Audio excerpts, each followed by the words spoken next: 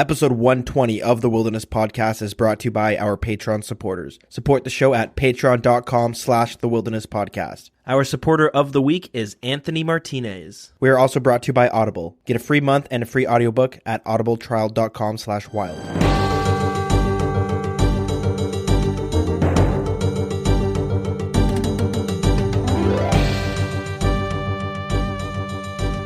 Welcome to episode 120 of the Wilderness Podcast. If this was RuneScape 3, we would have a maxed skill on our hands, wouldn't we? Anyways, I'm your host, Dills, and with me is Deegan. Hey, how's it going? What do you mean by, say, episode 112? 120. Oh, I thought you said, I was like, isn't that 120? I thought you said 112, that's my bad. We're unsynced this episode, but that's okay. Anyways, this week, what we have to talk about, we have another Twitch Prime promotion. Seems like this is happening a lot more often than not, doesn't it? Yeah. But Jagex wants our feedback on a few different things. Since February, it seems to be their quality of life month. This week, they're pulling some changes to skilling.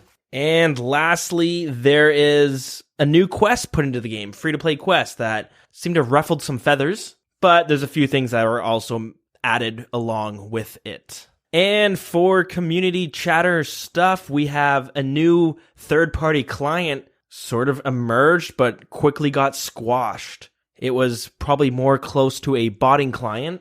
Runelite releases some interesting plugins, and what do you want to call it, a controversial YouTube channel? Anyways, he put out a video recently talking about how he is basically getting permanently demonetized for obvious reasons. But we have a few things more to talk about, all looped into that. But before we get into that, Deegan, what was your week? Your week in review, how'd that go? Pretty good. I've been doing a bunch of Slayer, Hydra, I guess. Did a bunch of Hydra grinding. Pretty close to 99 Slayer. I think I'm like 200 or 300k-ish away. Oh, wow. From 99. Getting any big drops from that Hydra? No, I mean, I got the leather a couple weeks ago when I first started grinding it, and I got the tail, and then just the eye. And then I started doing raids. No solos yet, just group raids. Is solos something you're still going to be doing? Yeah, for sure. Solo raids are fun as hell. I don't know. I did my first 20 raids or so solo, and now I just can't be bothered unless I'm in a group. It's just, I find it more fun, and it seems quicker, at least. I mean, in groups it's way faster, but I find solos are more, it's just nice because it's all on you. I don't know, I like to be able to I'm gonna go take a piss. You know what I mean? I like to be able to do what I want and not worry about my pace, or if I want to be as efficient and try and get a best time. I don't like pressuring people in my group on how fast or slow they can go. I like killing solo. I like trying to run the hand and all that. It's fun. It's more challenging solo, so that's why I like it. Fair enough. But yeah, so I ended up buying a Dragon Hunter Lance. Nice. Tested it out at all? Yeah, at Ulm. And what's the verdict here? It's OP as hell. It's so so strong. Oh yeah. I got hit with a really weird scan with the duel arena, actually. Almost forgot about that. What are you doing at the duel arena? I was super bored, so I was like, fuck it. I'll stake 20 mil, see what happens. Jeez. Rich people problems. I think the guy, he hid stuff in his looting bag, I think, and then destroyed it just before the duel started. And then I don't know what it was, because I'm very vigilant whenever I'm staking to just if they have random shit in their inventory, if they have almost a full inventory of random stuff, just don't even take the duel. Just look for a dueling ring, money, plot tokens. Yeah. A Grazi or a Hass, weird things. Just don't even mess with it. But this guy had a looting bag. He had herb sacks. He had gem sacks. Coal bag? No.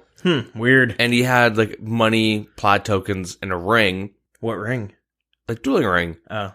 And obviously, but he was healing up mid-fight. There was no food in his inventory. There was no potions, no prayers. It was, and I still almost killed him. I was whipping hard 20s, 20 pluses on him. But I think he must have slipped in food or something, and then had it in his looting bag. I don't know. I really, I couldn't figure it out. But, like, whatever. It was definitely interesting. I kind of want to know if people know what the scam is. Let me know, because I'm super curious. Yeah, that happened. And then... So you lost 20 mil. Yeah. Ugh. I got 4-man decks and declaw, though, through it raids. It's not bad. Yeah, I did a couple 2-mans. Didn't get anything from that. I don't know. And I'm just kind of planning out how I want to max my account after Slayer. Because once I'm done Slayer, I'm pretty much... Not how I'm going to max my account, but how I'm going to play it. Mm-hmm. Because right now I can sell off my bank for a T-bow. Are you going to do that? Because you've talked about in the past how you want to do a T-bow rebuild. Which is, if you don't know what that is, it's where your bank value is like one bill, whatever it is that you can afford a T-bow. So you sell everything off, and then you get just a T-bow, twisted bow, and you rebuild all the other items, which I can... At first, I was like, why would you ever want to do that? But now as my bank's growing, I can start to see the appeal in that, because saving up for primordial boots, Pegasian boots, Zamorakian Hasta, all these different smaller items, it's less daunting than saving up one bill for a twisted bow. Yeah. I'm pretty sure, like, when I first started thinking about doing it, like, a year ago, not many people were doing it. I guess just the average person not average, but the people I talked to that didn't have T-bows or anything were like, that could be fun, but now I've talked to enough people that, like, if you want a max PVM bank, that's what you gotta do. You sell your bank off for a twisted bow. Yeah. Yeah, okay. You keep your Anguish, you keep your Pegasians, you keep your Archer Ring. Yeah. And then you just like camp Zara for 3,000 kills, or you go kill Ziliana if you want. Get a little bit of money. You don't have to do 3,000 Zara, but you get a little bit of money, go back to raids. Like, there's like a lot of things you can do, and you can quickly build up a bank. And it's nice, like, if you do it like that, because like if you do Zara without a T-bow, it's harder, but also you use a lot more supplies per kill. Okay. And so you get more kills per hour if you're using blowpipe and trident, like a 8-way switch. But you get more gold per hour if you're using a twisted bow, because the only thing you're using is like the odd food, maybe the odd like restore sip, but mainly arrows and teleport tabs. Like you like the pretty much what you're using, just more cost effective. But interesting. And the good thing that, let's say you do decide to sell off your bank for a twisted bow, you still got things like Void or your fighter torso, that these untradables that you can still use. Yeah. So you're not just walking around naked with a T-bow. Yeah. And then you eventually can upgrade to Blessed Hide and stuff. Which kind of sounds fun. Like I said, it sounds more fun to have to rebuy 10 of these items that they cost a lot, but still, compared to a twisted bow, it's a lot less. Mm-hmm. I'd rather buy these 10 items versus buying this one big item, because... Yeah. God, I can't imagine being like, I gotta save up one bill. Like, that's gonna take me forever. Unless you stake. Unless you stake. But that's the thing. What happens if I have like 800 mil cash? It's like, yeah, chuck a 50 mil. Do a quick 50. Who cares? You lose it? Like, that sucks. Still got 750 though, you know what I mean? Yeah. Or if you win, like, that's nice. Like, you're just way more tempted to stake. Yeah. And when you get drops, like, the percentage, it's like, nice, I'm 5% on my way to a T-bow, or you're like, that's a Dragon Warhammer. Yeah. So there's like a lot of different ways, but the one thing that's kind of stopping me is that if I'm going to buy a T-bow, that's like an all-in, that's my game plan. I'm going to be like, that's what I'll be doing for the year, is rebuilding my account. And you can't really go back on that. And T-bow's gone up like over 100 mil. Ooh. In the semi-recent future, or past, with the talks of them nerfing range. You know, it might be wise to sell off all my range gear now before it crashes. But I also want to max my account too. Yeah. And so I'm kind of tempted to just max all my buyables. Okay, so what do you have left? For like 99s? Yeah, for buyables. Because you got fletching, right? Got fletching and cooking. I would need herblore, crafting, smithing. Construction? Construction, yeah. Constructions, I got 83 construction, 90 herblore, 85 crafting. Like they're all like pretty much, I guess I could get it done in like a week. Like those three, and then smithing if you're using gold ore. That's Yeah. like that's your twisted bow right there. Like the money that you would have spent on it, all spent on those skills, right? Construction's expensive, crafting's expensive. No, it's like not that much. It's definitely like But it's a crafting, herb lore, smithing, and construction, those four you don't think would... definitely not equal to Tebow. No way. Not even close, no. Construction would be, unless the prices have changed, like around 70-ish mil. Herblore is weird because you can, depending on which potion you make and what you're looking at for GP per XP or just speed. And then same thing with crafting, how you look at it and if you decide to alch it too. So if I do crafting first and I do bodies, like leather bodies, then I would alch it on my way to 99 agility. Don't you have 99 magic? So can't do it. Alch it because like you either alch it or you sell it at however much it would cost you to alch. So you just take the price and then factor in like nature and fire runes. Yeah. And then you just sell at that price. But I'd probably just go for alching while I did 99 agility. But I kind of want to get all the Bibles out and then eventually through things like mining, like I'm going to do a lot of blast mining, hunter, which I was going to do chins because that's like, I'd make like 90 mil if I do black chins, or I make about 33 mil if I do herbivore pet. If I do herbivore, and I kind of want that pet. Yeah. It's hard because it's two pets from hunting, right? The Chinchompa pet and the herbivore pet. Yeah, but I like herbivore more, so I'd kind of focus on that. I guess like fire making, you make some money. Yeah, but like that's not viable. If you get the no. Well, it is. It can be, yeah. If you do the logs, but who's gonna do that though? The main thing is that I can get all the Bibles out of the way. They're nice and quick, like stupidly fast in comparison. Like you compare like mining to smithing. Smithing's like over 3 times, over like it's like 3, almost 4 times faster than mining. Yeah, if you're doing gold or at the blast mines. Yeah, I mean you can blast furnace. Sorry, you can make money if you do like addy bars, but that's what I like. I find addy bars to be more relaxing. I found gold ore, at least for me. A lot of people have the opposite opinion, but I found gold ore to be more tedious, having to swap out your ice gloves. Yeah, or bucket of water. Yeah, you can do like gauntlet swaps. I just don't like having to keep track of how much coal I have. Yeah, so that's where I guess people differ. Yep.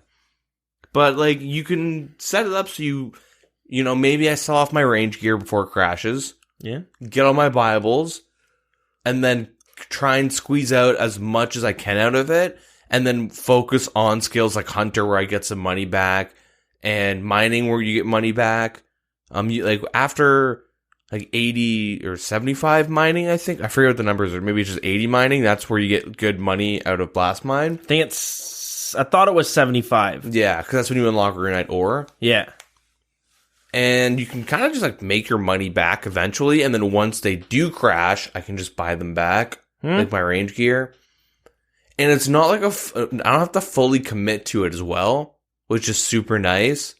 In terms of like, I can like do what I did with prayer, where I use all my GE slots, maybe, you know, I'll, like get a bond on an account because I have an idea for like another account that I want to make. God. And then I can like flip and slowly buy whatever I want to do in terms of like maxing out my Bibles and save as much money as possible and be as stingy as possible. Yeah, I don't know. So I'm trying to like figure it out because like honestly, I could have easily had 99 Slayer by now. But I decided just to get as many alchemical hydras as possible. And then I'm just not playing as much. 'Cause I'm trying to keep RuneScape to like... Yeah, well, you went from not even playing it to playing it now, right? I went from playing the game for like 10 hours a day to not. To 0. To like now I got to find an in-between. Which I think I've got it pretty well. Like the days I have some days where I just rip RS. And then I have days where like I can rip RS, but I just chill, play other games. Been reading a bit more, like books. Good old book learnings and things. Yeah, just like doing other things. Speaking of other things though, outside of RuneScape, started playing a lot of Rainbow Six Siege. Not a lot, but some. Fun. Yeah, I have a coworker that plays it, and he goes pretty hard at it. She's like just telling me certain things about the game, and he's a pretty cool dude. So I was like, you know what? I'll try it out. He makes the game sound like it's fun once you kind of can get into it. Yeah. It's weird because I got the game on release, and I was like, I wasn't like really like, this is it. Yeah. It's kind of boring. But now they've made like a lot of changes since I last played and a lot of updates. Some people love it. I worked with a coworker who he loved that game and he played with a bunch of friends. And he had a buddy he wanted to become like a professional streamer. I don't know, off a whim or something. He's like, hey, I want to be a big streamer. So he started streaming it, and then we were at work together, and then the guy told me, he's like, hey, you should check out the stream, and, he knew I played a lot of video games, and I don't watch Twitch that much, but I'll watch it every now and then. But I guess he thought, like, you'll know what makes a good streamer, so, like, watch it and critique it. So I watched it for, like, 5 minutes, and I was like, all right, first tip is, you gotta stop dropping those N-bombs. Right? Oh, nice. That's not gonna... Yeah. You're just gonna get banned. It's not you're not gonna become famous. That sounds like a normal Rainbow Six player. Yeah. I've learned some new words playing. Let's just say some people complain that I swear too much on the podcast, and to them, I'm a nice Christian boy in comparison to some of them. Super fun game, and like normally I just kind of play casual on my own, and like I've talked about it in the past, like I'm pretty decent at shooters. At least I used to be. Like CS:GO, I went like really hard at for a long time, and like I was super try hard and like tried getting into like the like professional scene somewhat. I didn't make it too far, but like did some minor tournaments and stuff online, and like with my team that I had. And then like Overwatch was like a master at one point, or like one win for masters, but like I don't know. So I'm like I can pick them up pretty fine. And Rainbow Six, it's like there's a lot of game knowledge in comparison to both those games. Yeah. So like that's kind of what keeps me interested. Is like because normally I'm playing casuals, but I was playing with someone in our CC and his buddies, and they like know the strats and the maps and stuff. Like they understand like the flow of the game. So it kind of gives you like another level of appreciation of like how strategic it goes, and even like little things like the sound in the game. Like, I'm, like, used to playing, like, CS or, like, Overwatch where you just hear footsteps in, like, a general direction. And you're like, okay, in my head, I hear on the right side in this angle. I know the map, so I know where they are. Okay, yeah. But in Rainbow Six, you can hear, like, echoes throughout the hallways. And, like, the way it, like, hits your ear. Like, I don't know this map at all, but it sounds like they're above me in this room that's going to be to the right at the end of a long hallway. Interesting. You know what I mean? Like, it's very realistic and, like, intuitive. Mm-hmm. And, like, that is, like, super, like, I like that a lot. Yeah, it's cool. But other than that, I'm probably missing some stuff. But, yeah, what did you do this week? Busy with school, but who cares about that, so I won't go into that. We'll just get into what I did on RuneScape, because I've been bouncing around to a lot of different things. Every day I feel like I have like 8 different goals going on. I'm really not making progress on any of them. So just like the good old days. Go mine 1 inventory of iron. Like, fuck it. I'm gonna go cut some wood. Yeah. That's kind of what's happening. I still have that Hydra task from when I got it whenever ago, a couple weeks ago. I crack away slowly at it, but I'll get on, do a handful of kills. I either have to go or something else pops up. I'll do some raiding with people in the CC. There's some people who've been like rearing to learn how to do it, so we've been running them from time to time, and that's always fun. And then I've just decided to start doing Winter Todd whenever if I'm doing something that requires my focus, but not enough focus that like I can still do Winter Todd, is what I'm trying to say. Like, I don't want to do woodcutting if I'm watching videos for school on the side, because you log out. I'll log out, but it's just like woodcutting. It's just so less focus is required that I get kind of bored. Yep. Whereas Winter Todd, you can do it, but I can still listen 100% on to the videos, so I'm retaining most of that knowledge. Mm-hmm. And I can watch it for the most part. I have my sound effects on so I can hear when I get damaged and all that good stuff. So I decided to do Winter Todd for let's say I'm editing this podcast. I'm probably going to do Winter Todd because I can do them both pretty well. So I also have I have 91 fire making, maybe 92. So I'm kind of getting close to that 99. I'm also 500k away from woodcutting, so I'm going to get a bunch of experience from woodcutting, getting to 99 fire making. I might get 99 woodcutting there. I don't think, not from Winter Todd. I'm not sure, because I got, let's see, like 800k experience, and it got me like 50k experience woodcutting. Yeah, I mean, you'll get some nice experience, but I'd be surprised. Anyways, I'll get pretty close to 99 woodcutting then. I'm at 450k to go. Also, that pet would be kind of cool to get. Like I said, anything that I'm doing, I kind of have in the back of my head, like, oh, I kind of want that pet. Mm-hmm. So I have that going. And when I am like AFKing pretty hard, I've been going to rune crafting and doing the blood runes. Like, I have this weird system. Sort of. It's like this EHP, but it's my own. It's the casual EHP of like, you want to, you know what it is? It's the Black Desert Online, the Eve effect, where it's like, there's certain levels of AFK-ness, and you just hop around depending on which level you want to do. Yeah. But you don't want to just leave the game. Yeah. It's like Black Desert Online. Like, oh, I really want to focus. I'm going to go grind these dudes. Or like Eve, I'm going to go like get in TeamSpeak, fight some guys with my boys. Or it's like, I'm going to go to bed, and like Black Desert, like, I'm going to train my horses while I sleep. Yeah. Yeah. I mean, that's probably pretty close comparison. So if I'm in class, I'll be rune crafting. Mm-hmm. So I was trying to pick a skill. Like, I'm going to pick a skill that I'm going to do while I'm in class, and I need to AFK completely. Yep. I wanted to do fishing, but at the same time, I kind of want to get that golden tench. Mm-hmm. So I'm like, you know what? I'll put that to the side for now. What about mining? I could do motherlode mining, but then I thought, if I rune craft all the way to 99, I'm not going to. But let's pretend I had that that you get drive. Crafting, you get mining experience. I get some crafting and mining experience, which gets me a little bit closer. So I'm like, you know what?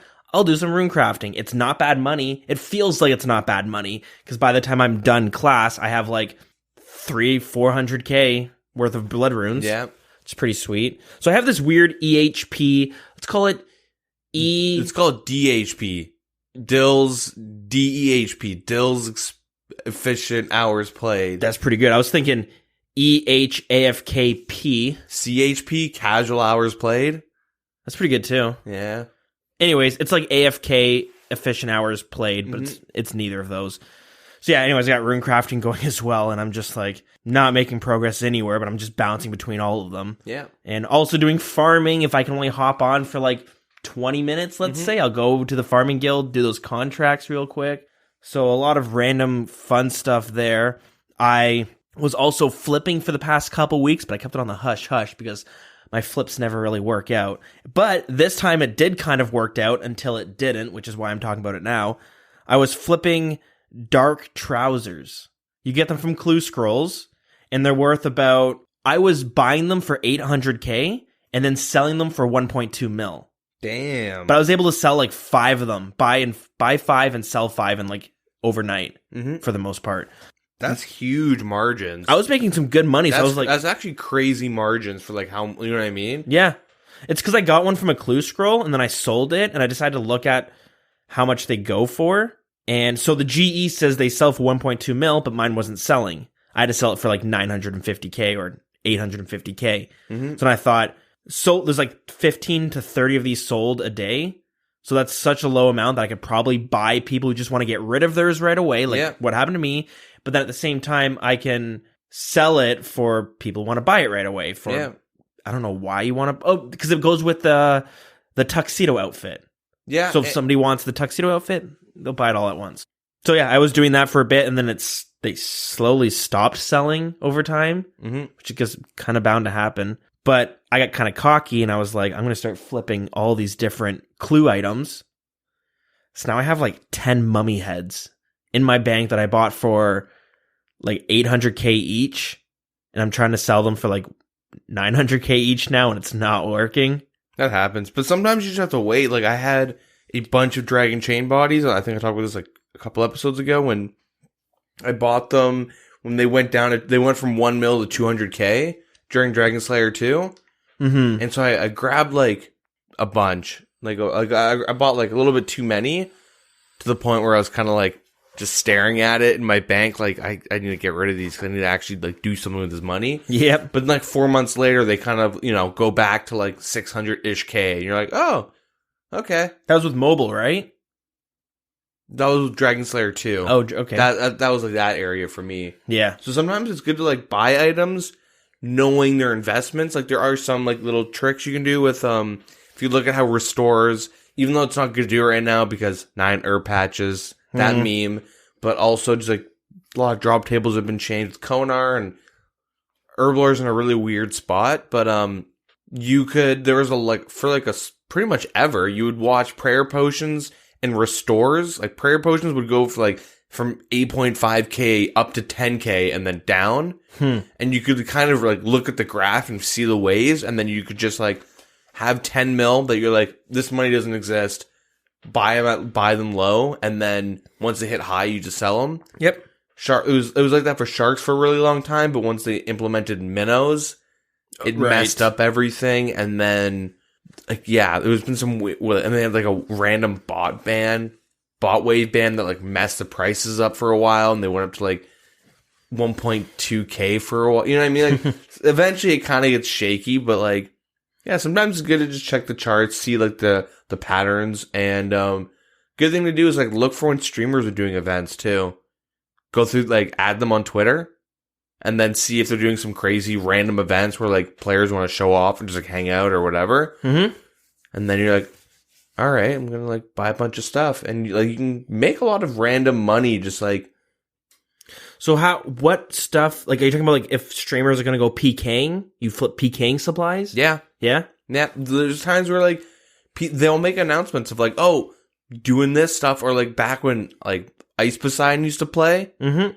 And, like, eventually, once he got cleaned out on Deadman mode or something, he would go and him and all, like, just the RuneScape people that watched him, and he'd like, oh, we're going to go, like, let's go deep wildy, guys. And then you, like, run into the GE, and you can sit there and just, like, make flips as quick as you can. Wow. Sell off certain things, buy certain things, and you could, like, because, there's people rushing to, like, I want to go play with Ice Poseidon, you know what I mean? Yeah. Like, I want to go PK with them.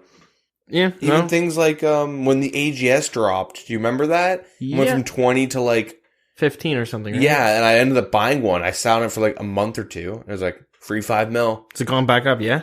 Like I ended up selling mine at 20 mil. Nice. Just random things if you're willing to let an item sit, but also it's like if you have like something that you're gonna make like 2 mil off of, is it worth holding it for 6 months? Yeah. Because like there are tricks like buying fire runes. What is it? Buy for like 5, sell for 6. Yeah, I think it's been a while since I've done that. I should know that because I did it for a long time, but you could sit there and just make free money forever. Like, it's super reliable because of Trident and stuff. Fair enough. Yeah, it's a good call. It's not big margins, but like you can kind of... Yeah, it's easy cash. And little pro tip, if you're wanting to do like high alking or just do something that doesn't involve the Trident, use lava runes instead of fire runes. They're cheaper.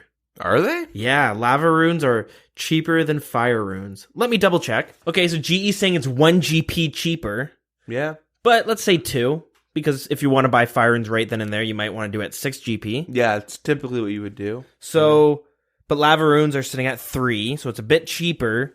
And I think it's because, one, that you mentioned, the Trident requires fire runes specifically, and people do lava runes to get fast rune crafting experience. And they do a lot of lava runes. Like, think about those guys that we make fun of, those EHP rune crafting nerds that like shit digging coming out swinging. Yeah, I mean, but like, come on, they're making like a couple million of them. Yeah, you know what I mean? Like, they're doing it for 12 hours a day, just making lava runes, just for you to elk with them. You know. Mm-hmm. So if you want to save a bit of money, some of those combination runes are cheaper than the one single element rune. Mm-hmm.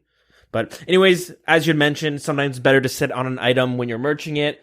I would also agree that as well, because if you remember, I bought like 15k bird's nests, sat on them for like 4 months, and then they kept going down in price from 3.5k all the way down to like 1.5k. I sold them all. I lost like 5 mil, and then a couple weeks later, they all shot back up to like 4k each because of the birdhouse changes and stuff like that, and I had lost out on a bunch. If I had just held on for another month, I would have. But eventually, I never thought they were going to go back up. This money is just sitting there, and I need it. You know what? This kind of like, hey, any Runelite devs listening, you should add a plugin to have like a flipping portfolio.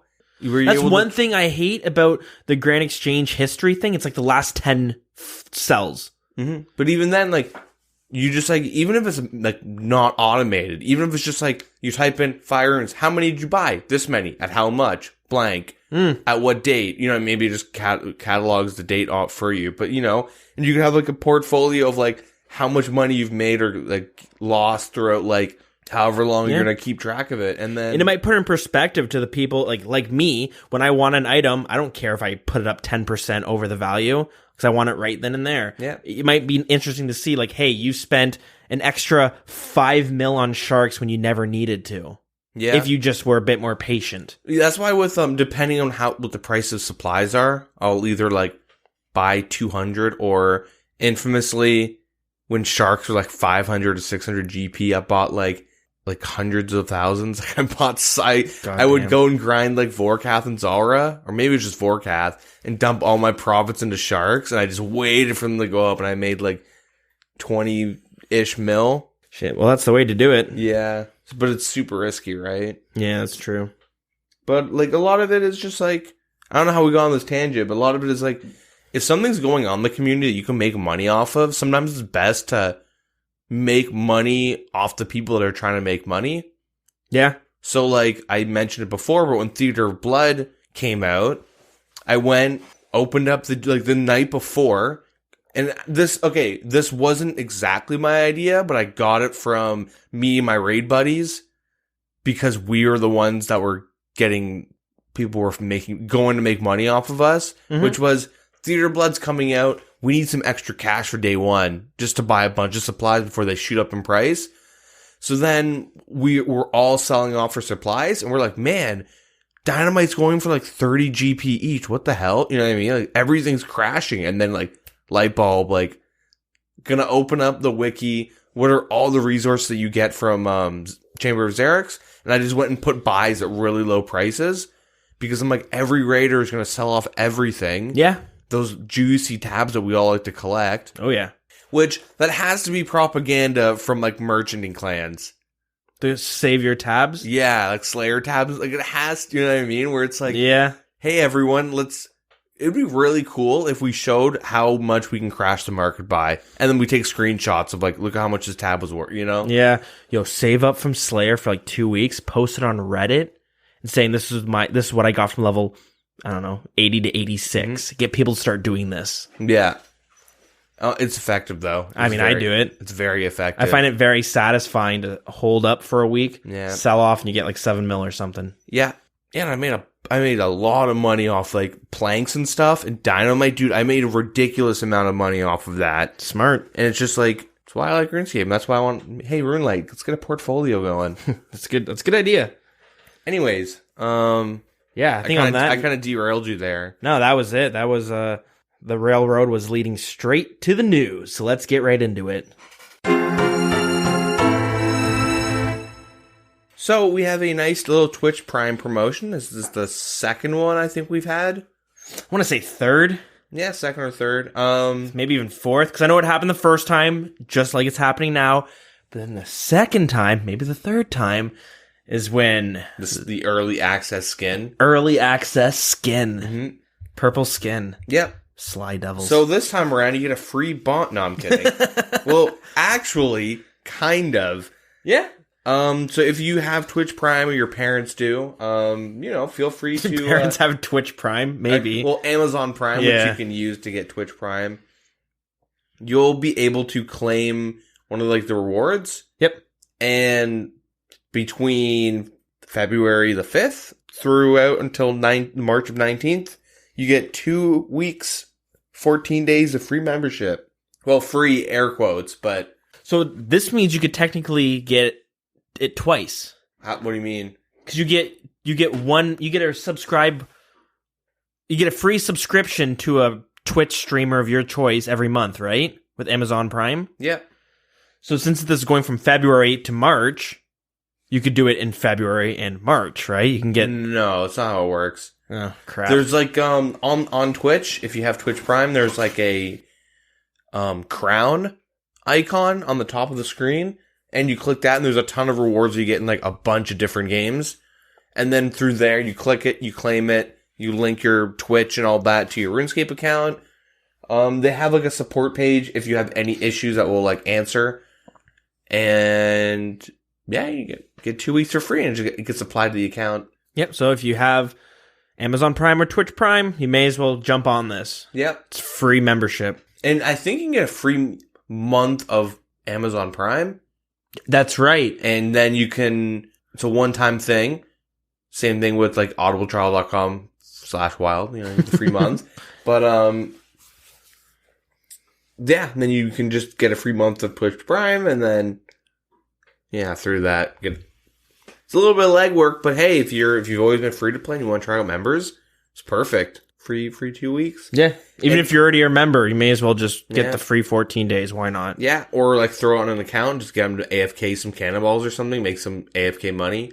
But don't forget, if you do claim your free month of Amazon Prime, do not forget to unsubscribe from it, because so many times I've subscribed for that free month and I forgot to do it right away, or they don't make it super simple to unsubscribe right away. So you think you did. 3 months down the line, you look and you're paying $40 a month for unlimited comic books that you haven't used at all. Mm-hmm. God damn it. Yeah, that'll get you.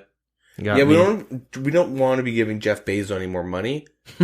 Okay, off topic, but if you had to guess how much his net worth went up per hour, we could just say this is how much money he makes every hour, but I mean, it's not like cash, but how much, assets and stuff. Mm-hmm. But let's just say if you had to guess how much he made per hour, what would you guess? I don't know. He's richer than Bill Gates. Richest person right now. Richest person in the world.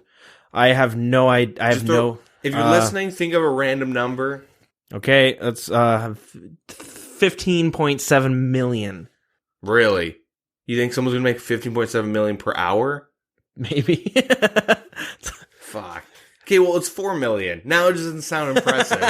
Nice. So I have no context to, like, how much money does he have? You could say he has, like, 1,600 quadrillion. And I'd be like, oh.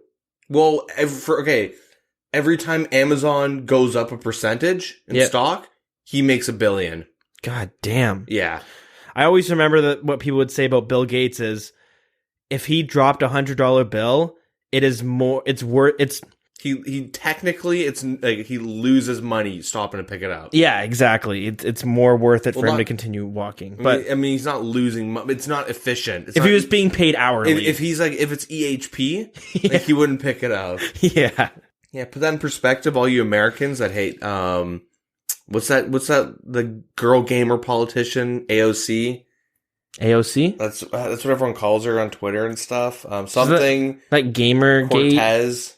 No. I forget what her name is. I don't know politics too well. Wait, there's a gamer girl politician? Kind of, yeah. At least that's like what her image is. I'm like butchering it super hard, but anyone's super in American politics. But she like has interacted with the Twitch community a bit. It's the only reason why I brought her up.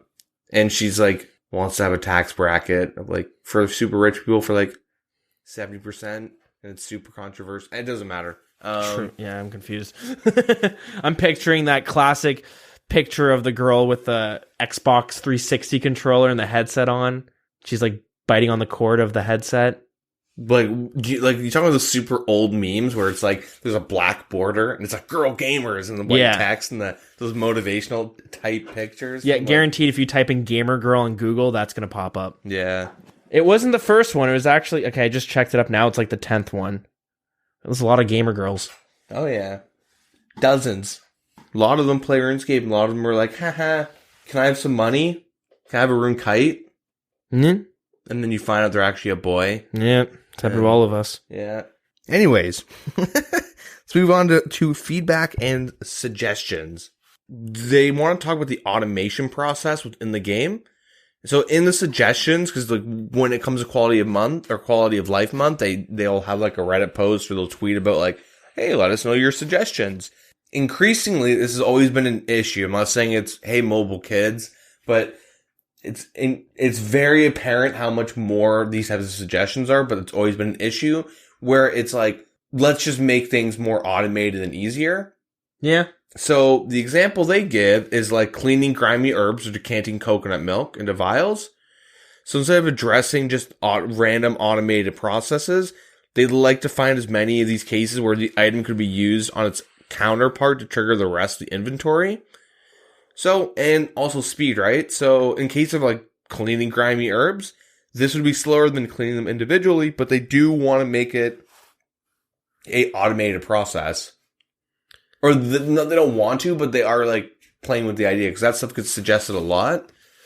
I don't necessarily see a problem with that as long as manually clicking is faster.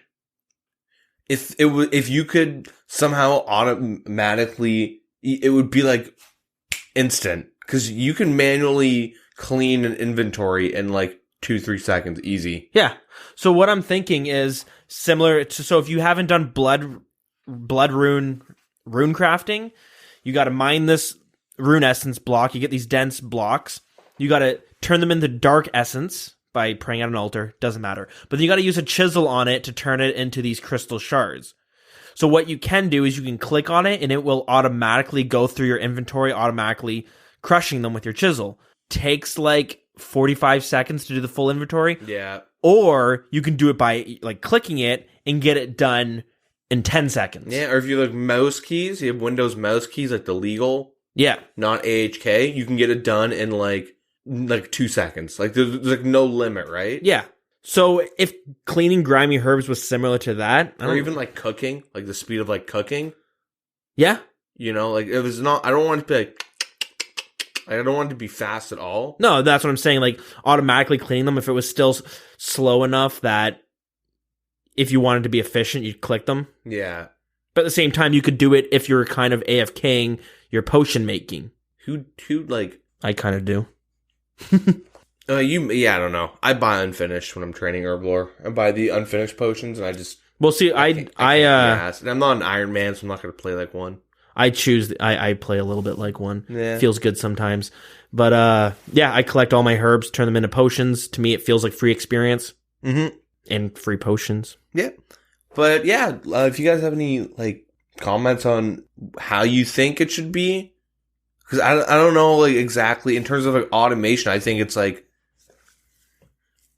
at least for herbs, like, why would you want to automate? Because it's going to be really slow. Or you can sit down for like 10 minutes and just get your inventory done. Or you can just sell them. Because I think, as I mentioned with the rune crafting example, sometimes if I'm in class, I'm like paying attention to the teacher or whatever, I'll let it automatically go through it. So it takes 45 seconds, but I'm not sitting there like clicking hardcore and like losing focus to... Yeah, I've done the same when I do rune crafting, but like, do people want a bank stand cleaning herbs? That's my main question. It's nice to have the option, I guess. If you're at work or something, and you're not able to sit there and spam through it, like you can't fully focus on it. There's so many other, like, unless you're like an Iron Man, there's so many other things you could be doing that's more AFK and more beneficial. Yeah, but you could be like me. You're just like, I got a bunch, I have like 5 mil worth of these herbs I've been saving up from farming. I'm going to turn them into potions, and I don't feel like selling them and then rebuying them. But even then, you can clean them and then note them, right? You can, clean them, but let's say I don't want to fully focus on the game. Well, while you're farming? Let's say I'm at school, and I'm like watching the teacher, I'm like, oh, I'll clean all these herbs, click it, boom, let them go through it, switch whatever. Yeah, maybe I'm just not thinking about it properly. Anyways, this might be a bit more controversial, but buckets of sand, which, why is it controversial? Because, like, well, I guess that's in a second. One of the only items that is automatically put into your bank, right? Yep. But also, this isn't really too much of the automation process. It's more of how you get buckets of sand in the game. Okay. And this is kind of geared towards more Iron Men and women, Iron people. Mm-hmm. Yeah, so there's been a lot of complaints about the speed it takes to get buckets of sand. And it was the same thing with soda ash. Because like if you're an Iron Man, typically you'd go to charters and you would just buy them. Yeah. So you're competing with other Iron Men to buy as many, like, soda ash and stuff. So with soda ash, they had the giant seaweed stuff, the spores, that, and, you know, that It's kind of how, that got solved, but now it's through Fossil Island, was it? Yeah. You can farm in underwater. Yeah. And then now with buckets of sand, that's kind of like the bottleneck between, that's like now the bottleneck for crafting. Okay. Experience, like obtaining them enough, or getting them fast enough. Typically what people do is they have like a house portal, their house in Yanil. Yep. A lot of Iron Men like to go to a PvP world with a bunch of house teleports. They have in their house a Camelot teleport. What they do is they go from their house, leave it, they're at Unil, they go and because there's a sand pile right there, fill up their buckets, and then they'll teleport straight to Camelot and not use their house portal, but they have like an actual teleport that they'll use. Bank it because there's like a chest right there in PvP worlds. Mm-hmm. It's like 2K an hour. Or they can buy it charters, right? Yep, fair enough. So they've considered the option, like a couple options to bring in more sand buckets, like I already said. But the first one is a sandstorm spell, which would be added to the lunar spell book. And this would be locked behind the Dream Mentor quest. And you'd have a medium level magic requirement, which is like... pretty vague. That is as vague. They could have just said it requires magic. Yeah. That's as specific as they're going to get. Yeah, and if it was added, all spells would be altered. Obviously, it would move, Vengeance, the one that no one ever wants to have move because they got to relearn muscle memory. Now they're healing Yeah. They're healing their opponents by accident. Or venging them. Yeah. Actually, that's what would happen because Venge Other is right next to it.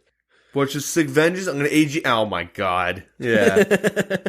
Another option would allow players to convert sandstone into buckets of sand.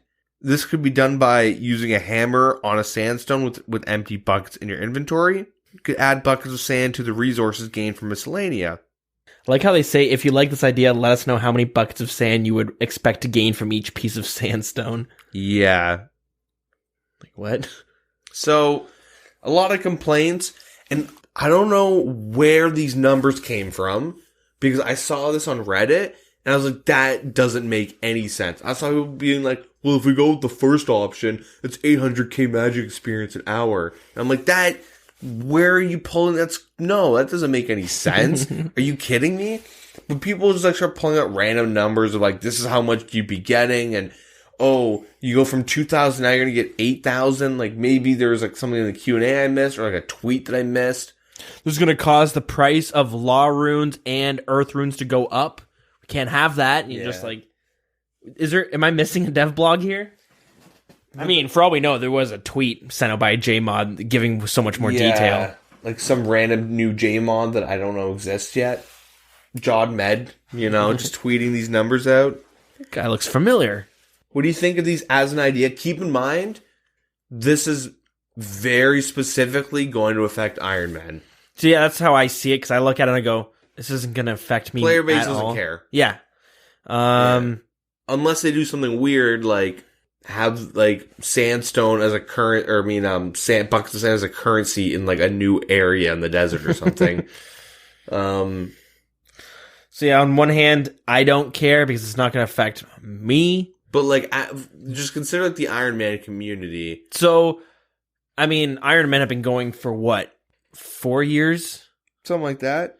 And I haven't really noticed too much complaints about this. They've also said, and they've gone back on their word on this, on this stance. But Jagex had said they don't want to do any updates that are specifically meant to cater towards Iron Men. Yeah. Which, it's not true anymore with Corp. Yeah. And other things. Corp I can make an exception to, though. Because if you're killing Corp on an Iron Man, I honestly feel like you have played this account enough that your opinion, if you're Jagex, people are specifically crashing me and ruining my gameplay after I've dumped 2,000, 3,000 hours into this account. Yeah. You know what? I'll throw a bone for Corp, but for something like this, I'm really yeah, this is very much them going back on their word again, I guess. Not with the updates being for Iron Man. But yeah, sorry, go on. No, that being said, if Iron Men are resorting to have to go to a PvP world and do some janky-ass method It's not janky, though. It's pretty common. Yeah, but it just seems weird to like, oh, if I go to the PvP world, things are work a little bit differently here, so it allows me to... I don't know. It's the same thing with construction, though. Yeah, that's true. I don't... Honestly, I don't see a big problem with this. It doesn't seem like to be majorly game-changing. Kind of seems like quality of life. It makes sense. It is game-changing. That's the thing. I don't see it as like a huge... Like, to a huge extent. It in the way that they're proposing it, to me, makes sense. Whether you're using sandstones or this new spell, it seems like it would fit. So the new spell, to my understanding, would work. It would have the same... When I say my understanding, let me be very, very clear. This is going off, like, heavy assumptions. Mm-hmm. But it's going to go with, like, how you can water saplings, like tree saplings with the Lunar Spellbook, where you pull out an inventory, cast a spell, and then you just bank them. Like, it's a quick process. See, I'm picturing it to be like Flax to Bowstring spell, where that you do 5 at a time per cast. Okay, well, even if you're doing 5 at a time per cast, it's still very game-changing. It seems like a bit of a quality of life thing to me, though. I imagine an Iron Man, it's like pain in the ass to have to go world hop and buying it, hoping that no other Iron Men are also buying them from the charter ships, or you're going to these PvP worlds and hoping no one's griefing there. I have never done that with my friends. Never. Never have I ever DDS spec someone. They'll drop F-bombs on me and I go, ha, that dude had 1k laws. What an idiot. And when he had like 3 and he comes back and starts, talking smack. And I'm like, thanks for the free 1k laws. And now he's getting flamed. And he's like, I swear I didn't bring them that many laws. And everyone's like, why are you bringing 1k laws? It does sound that very specific scenario has never happened. No, that's definitely has never. I've definitely not spent hours only for them to bring like a max main ancestral, and then like we're running around door jamming and like because there's like a little house. Maybe there might be this. This is hypothetical, but you can open up the door and then it stops the pathway because there's like a fence and there's only like a 1 square gap, so you can sit there and spam close it and watch their main go back and forth between 2 squares. They try and cast Ice Barrage on you, and then you just telly out and do it again. Or you try and counter rush him, and now he's too scared to log onto his main. Yes, endless scenarios in this made-up. Yeah, this made-up world, because I don't know if that would consider me being a toxic player if I were to do that, but... People are angrily typing on their keyboards right now. Yeah, those mechanical keyboards are going to have a couple broken buttons. Especially the F. I'm going to iTunes with this. Yeah. 1 star. So, like, the main thing is that crafting and hunter are really important skills to keep in mind if you're making an update just for Iron Man.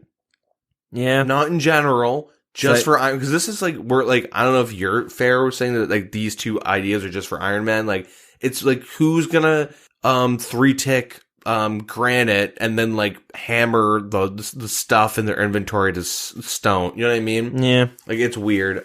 The main thing is that crafting's super important for getting your first glory, or you can like, there's 2 ways to get your first glory. One is hunter, and you go and catch dragon implings and all that stuff, and you get a glory, or you craft one. Yep. That's why the Fossil Island demi-boss was super controversial on release, because it dropped glories, and it completely ruined that grind for Iron Man. Yeah, so they took it off. Yeah, and so it's really important to keep in mind that, like, big staples of the game, I guess, for certain accounts, like, one of the routes would be completely changed, and, like, crafting as a, like, it would kind of change the whole meta between getting your jewelry as Iron Man, because typically it's super nice because you heat up, you get your molten glass, which you can get some nice experience from, but then you make air orbs, and then you charge them, and then you put them on battle staves, and then you alch them. It's a full circle. So, yeah, before it was annoying to get both Soda Ash and buckets. Mm-hmm. Then they made Soda Ash a little bit easier, and everyone's like, yeah, that's cool. Because, hey, now we just have to focus on buckets, and now it's good to go to like a shop and buy 10,000 buckets of sand, and then do this method of like the POH stuff, right? Yeah. And so people are like, yeah, that's fine. It just takes a lot of buying and like the pain of world hopping. We're good. And then if they change it again, the next bottleneck is battle staves, which is locked behind, speeding it up is locked behind diaries the Varrock Diaries, and then farming level, because with the battle staff... Celestro. Yeah, the Celestra Seeds. So, like, it becomes this weird thing where, like, it's also a source of how you make your money, too, right? Because you can alch once you finish making your staffs. But it kind of, like, it's slowly really changing the meta. I don't even care what the experience per hour, but it's completely changing, like, how an Iron Man should function. It's, like, really speeding up the accounts. I would like to hear the opinion from Iron Men who have already completed this grind. Completed and midway through. I want to hear all out. Yeah, like... Because if someone who's completed already, they might look back and go, no, it fucking sucks having to do it. It's stupid. Or they might go, it's really not that bad. I did it. It shouldn't be changed. If it does suck, like, why does it suck, though? Is it because it just takes a long time? Because that is, like, that's the whole point of an Iron Man. Yeah. That's the awful, like, people look at it like me, I say, that's awful. Like, how much time do I have to spend getting supplies? But people that are invested are like, look how much, like, effort and, like, planning I got into getting 85 crafting, or I have 99 crafting. Like, that is a big achievement, because now I can teleport to the crafting guild. But, like, it shows, like, my dedication to, like, being efficient in terms of, like, routing how I'm going to be training my, like, skills as I'm playing. And getting my supplies. But if it becomes easy, then it's like, well... Yeah.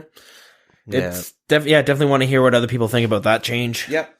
But yeah. Doesn't affect us, so do you want to move on? Yeah. We got a lot of cute quality of life stuff to go over, so who knows, maybe there's going to be some more of these changes. I mean, last week was combat. I don't really think we talked about that, but, like, they ended up buffing the Serp Helm and stuff like that. It's now, like, +5 strength. Should we quickly go over the polls? Because I don't... The last two episodes were a little bit jumbled together, and I can't recall if we went through these polls, so let me just jump on, actually. Oh, well, we'll quickly go through it, because they had, should the defense requirement found on blessed forms of D-hide chaps be removed? Currently, they require 40 defense, whereas black D-hide chaps don't require any defense. So this is a buff for pures. A huge buff, I should say. It's a really big buff. And really the only difference between the two are you get prayer bonus from the blessed D-hide, but it also acts as a god piece of armor in the God Wars dungeon, more specifically directed to the one that's in the wilderness. Mm-hmm. So that one did not pass. It was very, very close. 74.9% said yes. So it's 0.1% off from passing. Yeah. But did not pass. Good. Next one was same question, but related to the Vambraces.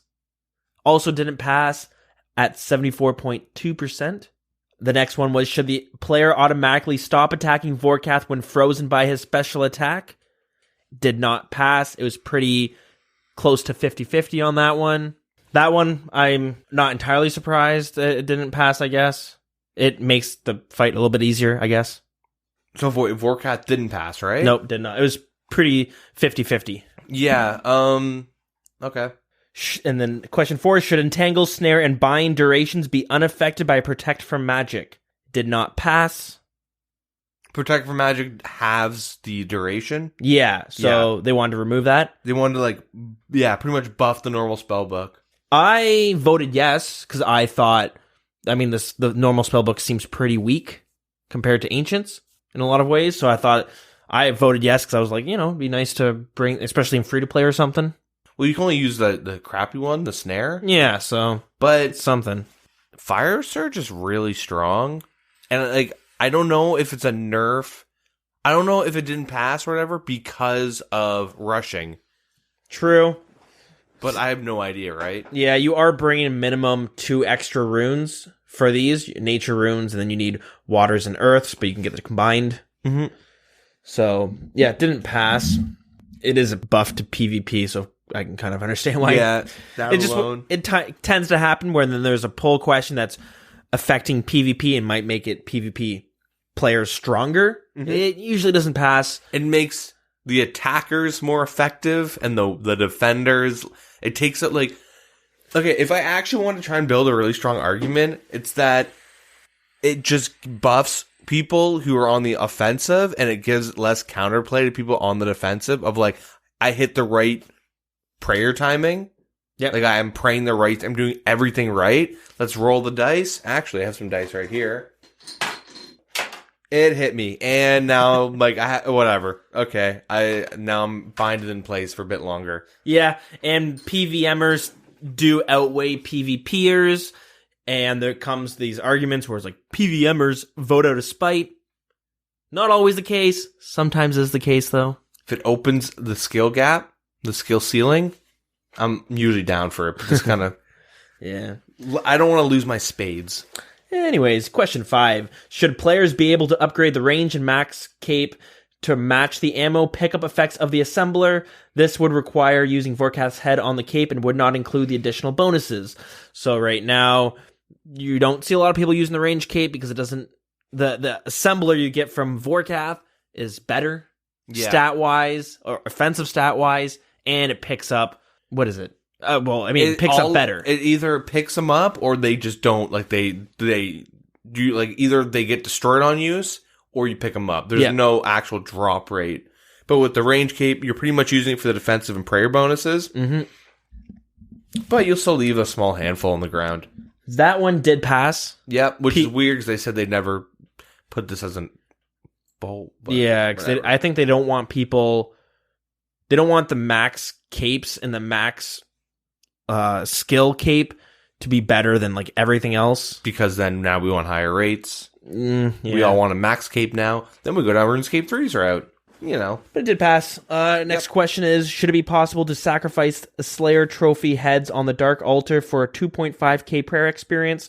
Vorkath's head, due to its more common drop rate, would award 1,000 experience. That one did pass. Dope. I think it's really cool. Yeah. I really like, because first of all, if you like to grind Vorkath, you're gonna have like 50 in my bank. Well, like 20. But I also have 2 Kurask heads. Yeah, what are you gonna do with that? Yeah. You mount it in your player-owned house once, if even that. Now let's add fishing. I want to fight a big shark. Yeah, that big old shark. Next question, should the strength bonus offered by the Serpentine helmet be increased to +5? Currently it is +3. So, if I'm not mistaken, it was +5 for a while. On release, it was. Brought it down to +3, which made the Natisnot helmet better. Mm-hmm. But they also reduced a bunch of its effects, where you would get venomed just from attacking someone with the helmet. Yeah. So they took that off too. Even if you're hitting zeros. Yeah. Yeah. So... I think this is okay because Serpentine helmet's pretty cool. It offers good defense bonuses, and it's supposed to be like an end game helmet currently. So yeah, no, people only used it so you couldn't get poisoned or venomed. Yeah, or if you wanted defense. Yeah, you think you do lose some offensive stats, like for terms of ranging and maging. Like, yeah, true. I would bring it to Vorkath. Only because I'm too lazy to use antidotes. Fair enough. Straight up. That was the only reason why. And I'll still only use the Surma helm for that because I just cannot be asked to get poisoned. So, I can understand why it passed, though. Yep. Now you have more of a choice when it comes to busting out your best in slot helmet. Mm-hmm. Next question was, should weapon categories remember the previous attack styles being used when equipped? For example, if a player used any sword previously with the defensive attack style, any other sword will continue to be used with the defensive style when equipped. It passed. I love this. Yep. I'm so sick of having to use long ranged on my trident for whatever reason, switching over to something else and being on defensive or whatever it is. So for me, I like now that I have the Dragon Hunter Lance and when I do group raids, I like to be the guy on melee hand because I get to flex on Olm's hand with my Hunter Lance. Hell yeah.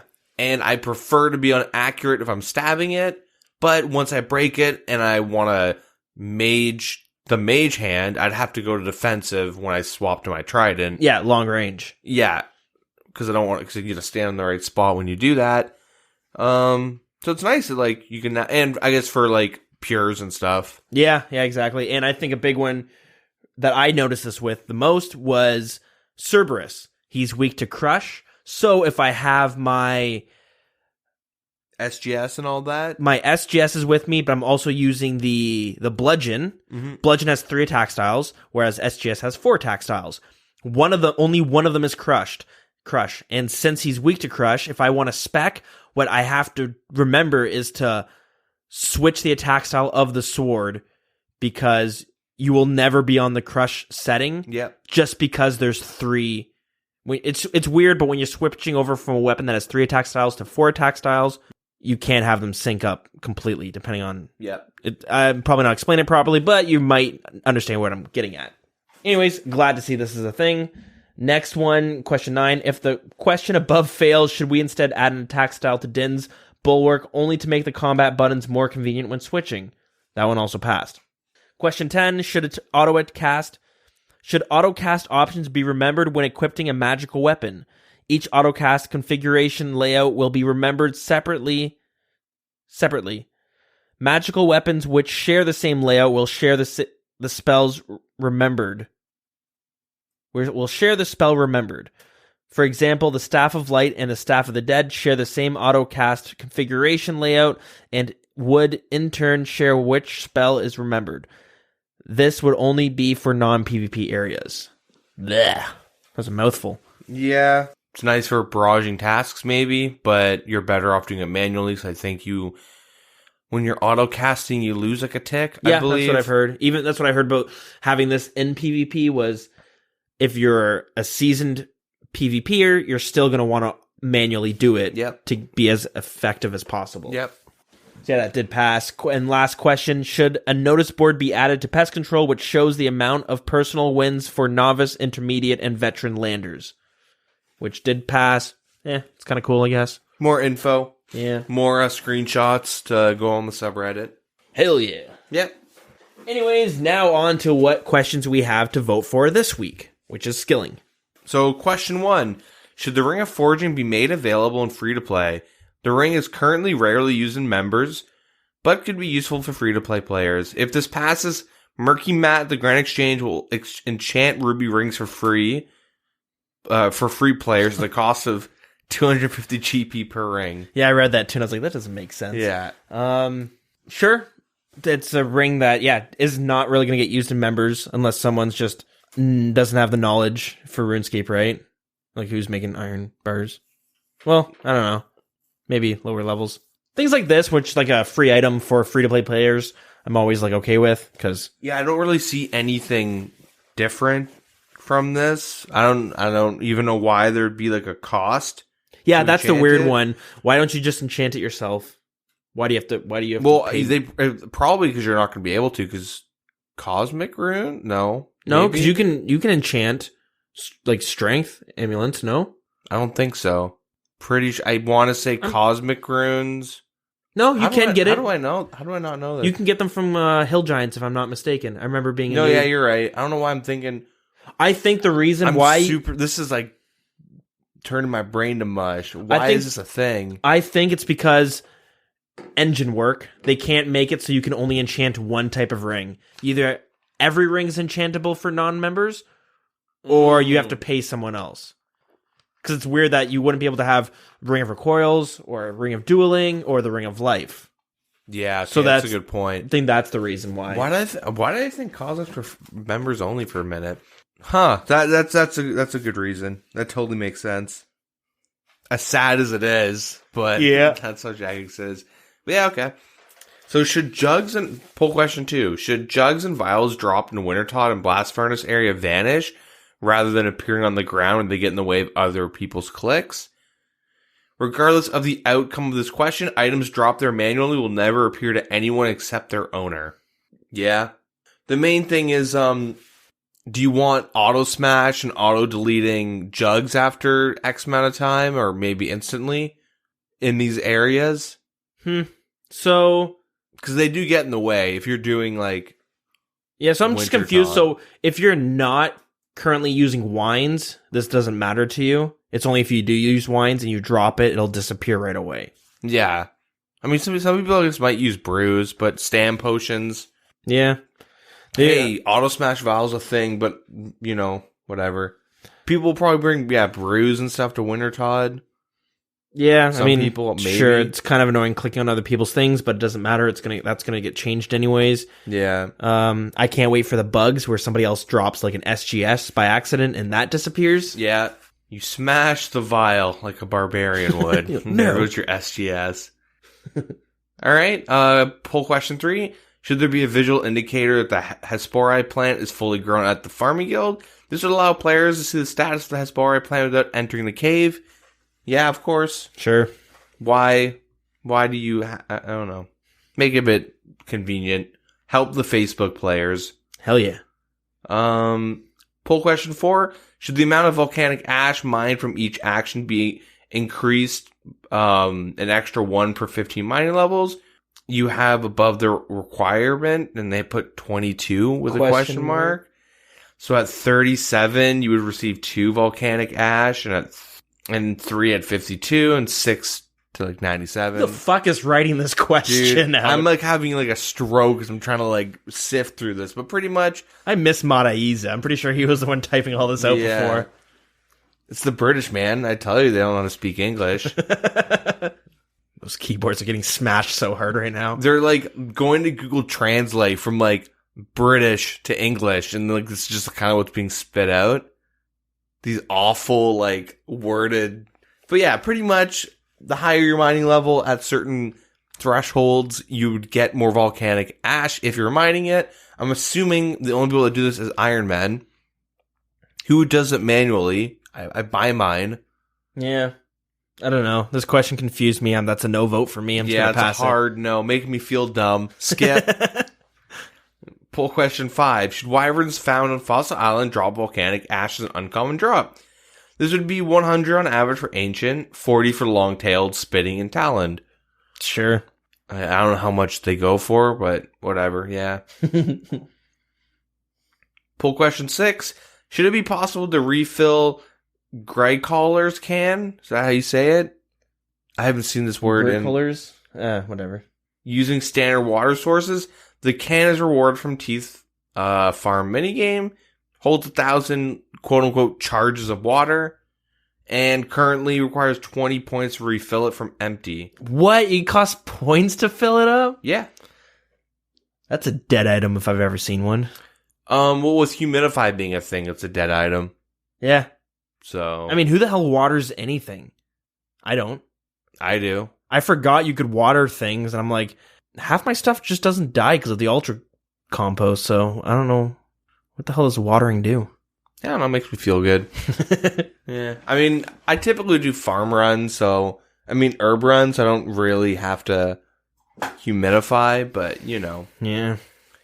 I actually remember hearing or seeing on the subreddit or something that the water can might be a good item to take away from that and add it to the farming guild or add it to the Hespori thing, similar to the bottomless bucket. Makes sense to me. Yeah. Teeth farming sucks. Okay, so we had some questions with the sandstone thing, like where the hell are these rates being like brought up from? But poll question 7: should sandstone be able to be used in place of buckets of sand, similar to how seaweed may be used in place of soda ash when a player casts the lunar spell Super Glass Make? 10 kilogram chunks would act as 18 buckets. 5 is 9, 2 is 4, 1 is 2 buckets. That makes a lot of sense with these random experience rates and buckets per hour. We should measure everything by buckets per hour from here on out, but like that should not be like, that's huge game changer. It also says down below it, NB, we got to figure out what that acronym stands for. The above is intentionally balanced so that 1 kilograms and 2 kilogram pieces of sandstone produce more buckets of sand per unit of weight than heavier blocks. This is to reward players with slightly more sand from chiseling down the larger pieces. That is not. We'll talk about it afterwards. The general idea. Anyways, poll question 8: should the skill? Let me say it again. Poll question 8: should the prayer skill guide be updated to show the relevant prayer icons alongside with the associated prayer? It currently displays a generic Saradomin symbol. So when you actually go to your levels, you click your prayer, it would show like regular next instead of just like the default star that you get over when you look at the prayer skill. Yeah. Sure. Yep. And should the skill guide be updated to show the relevant spell icons alongside the associated spell? Regular, Ancient, Lunar, and Arceus, they currently display more generic symbols. And Same question, but for Magic. Yep. So, They also make a little side note that the Slayer skill guide was also like raised by players, potentially needing a change like the ones we just mentioned. But due to the size of the Slayer Master chat heads, these would be more of a more problematic to fit into the skill guide itself, so they won't be pulling that. And by the way, NB stands for Nota Bene, which means note well. It's a Latin term. Got some smart scholars over there at Jagex HQ. Maybe they should spend less time Googling random acronyms and more time making these poll questions make a bit more sense. Maybe the guy speaks fluent Latin, but can't... And they have to translate from Latin. Yeah. Old Latin. He's like the English. last guy surviving who was raised with Latin. Yeah. Conversational Latin. But yeah, poll question 10. Should unfinished Torsil Vials be able to be used in place of clean Torsil Vials when making super combat potions? No creatures drop these items, and the potion created from the unfinished vial is rarely created by players. You make them by accident. That's how you make them. Please change this, because I have a bunch of these vials sitting in my bank that I was like, I messed up. Yeah. There's a couple 100K there. So I'll just be going through making unfinished potions with all my herbs, because I do it the Iron Man way, by the way. And the Torsils are next to all of them, and I just accidentally make them. Nice. That's a money sink. Yeah. But yeah, poll question 11. Should enchant jewelry spells once the relevant action has started be automated? The enchanting will only automate for the item that was originally selected to be enchanted. So if you select a sapphire ring, only sapphire rings will be enchanted over time. This would be the same way as bones on an altar, where manually doing it would be faster. I think they need to do this. I think this should have just been put in, to be honest. Yeah. Because enchanting jewelry not on a third-party client is so annoying. Yeah, that's true. You lose track of what ones you've enchanted. Yeah, and it's gone to the point where like now they have certain jewelries that look different in your inventory, so you can actually tell which ones aren't enchanted. Where they could have just like they have these really weird workarounds, like, but then like they have to go back. Like, it makes it so that like when you're enchanting stuff, at least for Jagex, if they added this, it gives them a lot less work they have to do in the future. Yeah, sure. Quality of life right there. Yep. Should splitting coconuts once the action has started be automated? Same way as Bones to Altar. Why do you split coconuts? Milk. Oh, right. Yeah. We kind of went over that, yeah. Yeah, should pouring coconut milk into empty vials be automated? Same thing, Bones to Altar concept. Should filling watering cans be automated? Bones to Altar, that type of stuff. A lot of the How many same watering questions. cans do people have?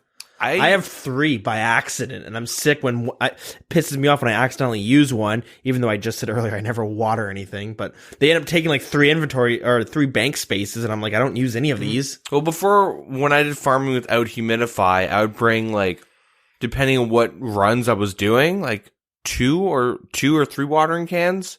Because you run out, right? You do your allotment, your flowers. True. Go on to the next one, like, at lower levels. And there's only, what, like, 6 or whatever, or 9, whatever, however many there are. 8, 20, there's like 50 charges. Like, Losing me. yeah, eventually you run out, but then you want to do it where, like, at least I would plan it out. So I'd use my ectophile, finish up, and then fill up at that pump, and then go on to my next allotments. Yeah, yeah. I like routes for that, but once you humidify, it's Who the hell does their allotments anymore? exactly right. And then the last one, should creating Serum 207s once the action has started be automated? This one is actually different because a more relevant example of this exists for Herblore, in particular the creation of antivenoms. And I know people, you can make money, or at least at one point, you could make money doing Serum 207 through Herblore because it's such a pain in the ass to make. What does it do? Do you know off the top of your head? I completely forget. All right, let's go to the wiki. I want to say it's like a component for antivenoms or something, or like one of Sandfuse. Oh no, Serum 207s are For Swampoletics. for Swampletics. What do they call it? It's Unafflicted. it's for Morton, the afflicted villagers. Yeah, okay. What am I think? Is it Serum 207s I'm still thinking of? I know there's one potion. Maybe they changed it a while for disease? ago. Cures disease? Maybe. Something's I don't know. bomb? I don't know. There was one potion you could make that people would make to make money because it was such a pain in the ass. Relicium's balm? I totally don't remember. I'm trying to like think of what it was when I was getting 90 herbal lore because I was considering doing that.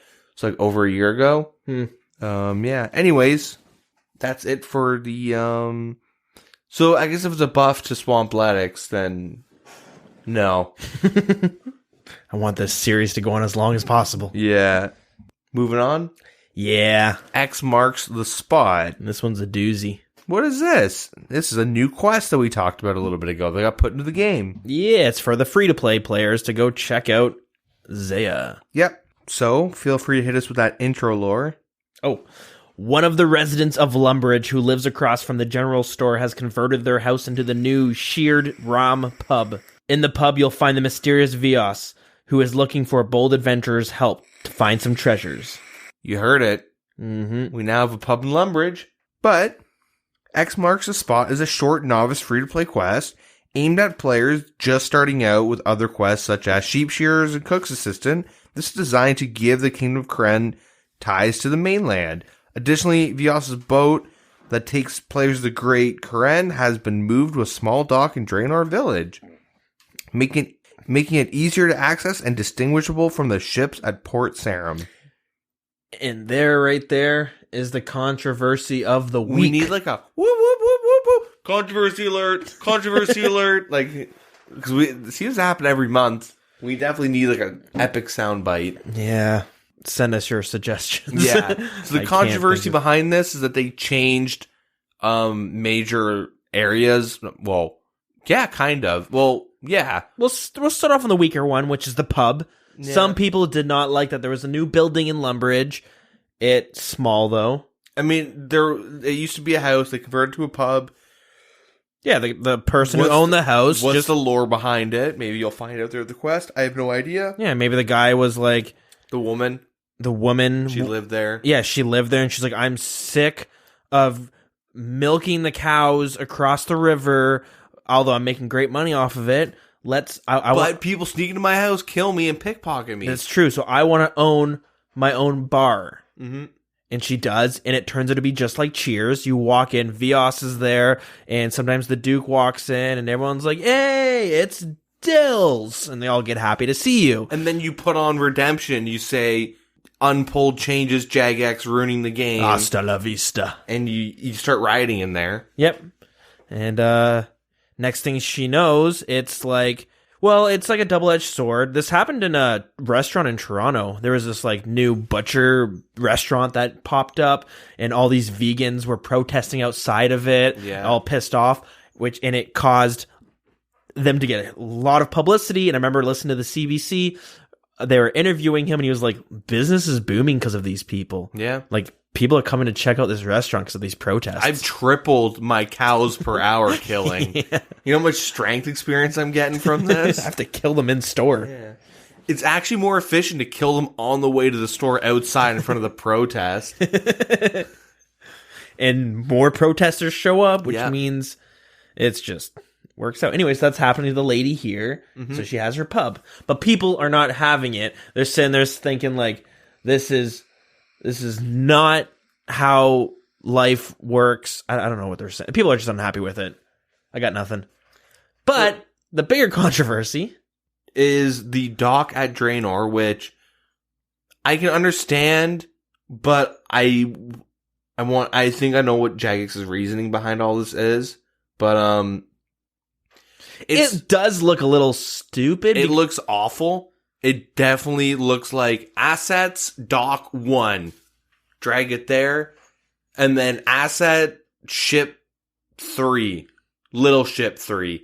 Put it, you know what I mean? It looks like it was very quickly implemented. Where like the bar, the sizing, it's like, it's a little Lumbridge, you know? It's kind of cool. Lumbridge is a bar now. You don't need like a house next to a river across from the general, like, you know what I mean? Like, the bar fits the area and it looks nice, but the dock doesn't. And it's in a really weird spot. Yeah, and it does change the look of Draenor a bit.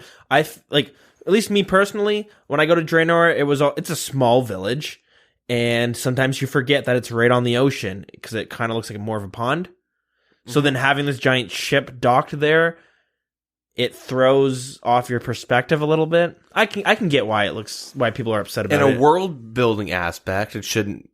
I don't think willows would be growing next to an ocean.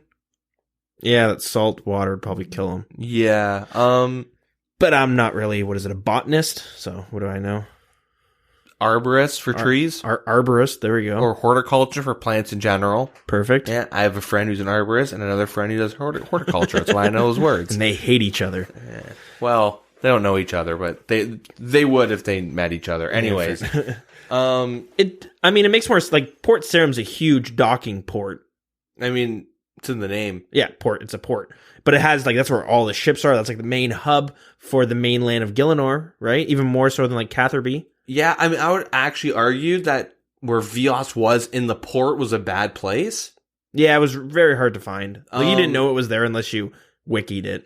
I thought it would have been more effective if it was near the bar. Yeah, so that's not even that far of a shift from where Draenor is. You literally move it, like, 10 tiles... whatever direction towards the bar. I could be wrong because I've taken the boat once, but Corsair Cove, that boat is near the bar too, right? Yeah. I have no idea. Did it once for the quest, and I just used my mythic, my cape teleport forever. Yep. Like, I don't go to Corsair Cove. Yeah, exactly. It would have made more sense in general, like from day one, to not have Vios next to like pest control pretty much, that boat. Mm-hmm. It's kind of cool to see Port Sarum, this bustling port, where all these different boats from all around the world gather, right? You got one that goes to Entrana, you have one that goes to Zaya, and then you have one that goes to Pest Control, one that goes to Kramja. Mm-hmm. You know, you got everything, right? You got the boat you make in Dragon Slayer 1, that little area with Ned and all that. Yeah, like, I don't know. It was neat, and it's kind of weird they just like moved it. They want to make it more obvious to new players. I get it. You know, you go to Draenor Village, there's a one boat there versus Port Sarum that has like 20 of them, and you can get confused. You might just like, there's too many boats here. I don't give a shit about this guy. But I can see them changing it. I wouldn't be surprised in a few weeks from now they move it to Port Sarum. Yeah, just like put it in like a better spot because the old spot wasn't even good. Too tucked away. Yeah. And if I'm not mistaken, it basically didn't make sense because the boat for pest control was like blocked in, or there was like a boat that couldn't get out unless Vios's boat moved. Yeah, something like that. I guess the controversy was that obviously they didn't pull these like changes to the land, but they never really pull these. Like they add the quest in, they kind of just do these. This one was just a poor design. Yeah. So my main thing is the only reason why I can think of it being not a big deal is that with the influx of new players that have obviously stayed around, because like look at the mobile, like look at our player base, right? Which we still have great numbers. If you look at search related things for RuneScape comparing to other MMOs, like RuneScape is way more popular than we actually all. Like I still think of RuneScape as like a 20k peak game. Like I still remember playing it when it was at 20k peak. And, like, if you compare it to games like WoW, if you go through the Google Trends, and you do, like, RuneScape OSRS versus, like, WoW and World of Warcraft, there are variables, like, WoW is, like, there's a WoW flight company, and there's, like, another company called WoW as well. Right, yeah, So those will get, mushed into WoW, but if you even do, like, Warcraft and all this stuff, like, RuneScape is, like, a very close competitor in terms of, like, searches, and for some points they will be like the trends. RuneScape will be more popular. Mm-hmm. Like RuneScape is like a very bustling, booming game. Arguably top. I mean, I would say it's the top 5 biggest MMOs right now. I would say maybe even top 3. Yeah, like I'm a bit more ignorant because RuneScape does this, or Jagex does this weird thing where they display what their actual numbers are. No other MMO company does that because that can be detrimental to their. Mm-hmm. I don't know how players see the game, right? Yeah. Take out okay, people bought the game meme, but WoW is a big problem with botting too. Like all these MMOs have big problems with bots. It's just that RuneScape's kind of known for it and they're more open about it. But the main thing is that like the game isn't what it was 3-4 years ago when it was like dead. Like I remember logging on and like the 20K players are playing, right? And those people are playing because of nostalgia. Nowadays, with so many people playing, like a good chunk of players click that I'm a first-time player when they go on Tutorial Island, and Jagex has that NPC there to like catalog the percentage of players that are active that are new to the game, and how much are coming in each day that aren't getting banned by like, you know, there's tons. Couple days. But yeah, there's a lot of people that play the game, not even for nostalgia, just because it's like actually like a good game. It is, especially with mobile now. Tons of people in the CC that are like, oh, I'm only playing because of mobile. I don't have a computer. In terms of like what games offer, like a lot of people are super upset with like, I'm going to use WoW as an example, but they strayed from their basic game design. They did like an interview in like 2005 on why they did certain class designs and why games work, like dungeons and stuff, why everything works in a certain way. And there's an interview that me and my buddies like read, just like one night we were just like chilling talking about it. And they went back on like almost everything at one point. If you're like a super into like old school, like vanilla WoW and stuff in Burning Crusade, they talked about why mages didn't have a frost or water elemental in the beginning. They do now. They talked about why hunters had mana instead of focus, but hunters have focus now. They talked about like the dungeon system and why it's so slow and tedious and hard. Now it's fast and brainless and whatever. And a lot of people in general are like actually leaving MMOs to come play RuneScape because RuneScape is like pretty, like it's very true to like what an MMO should be. Not just that, just the way the like OSRS team handles things. Mm-hmm. Like look old school compared to RS3, right? Like RS3 went the route of every other MMO where everything is streamlined and sped up, and it like they stray too far from like the I don't know, what's the phrase? I don't know. Just like their principles or whatever, the essence of RuneScape, for lack of a better word.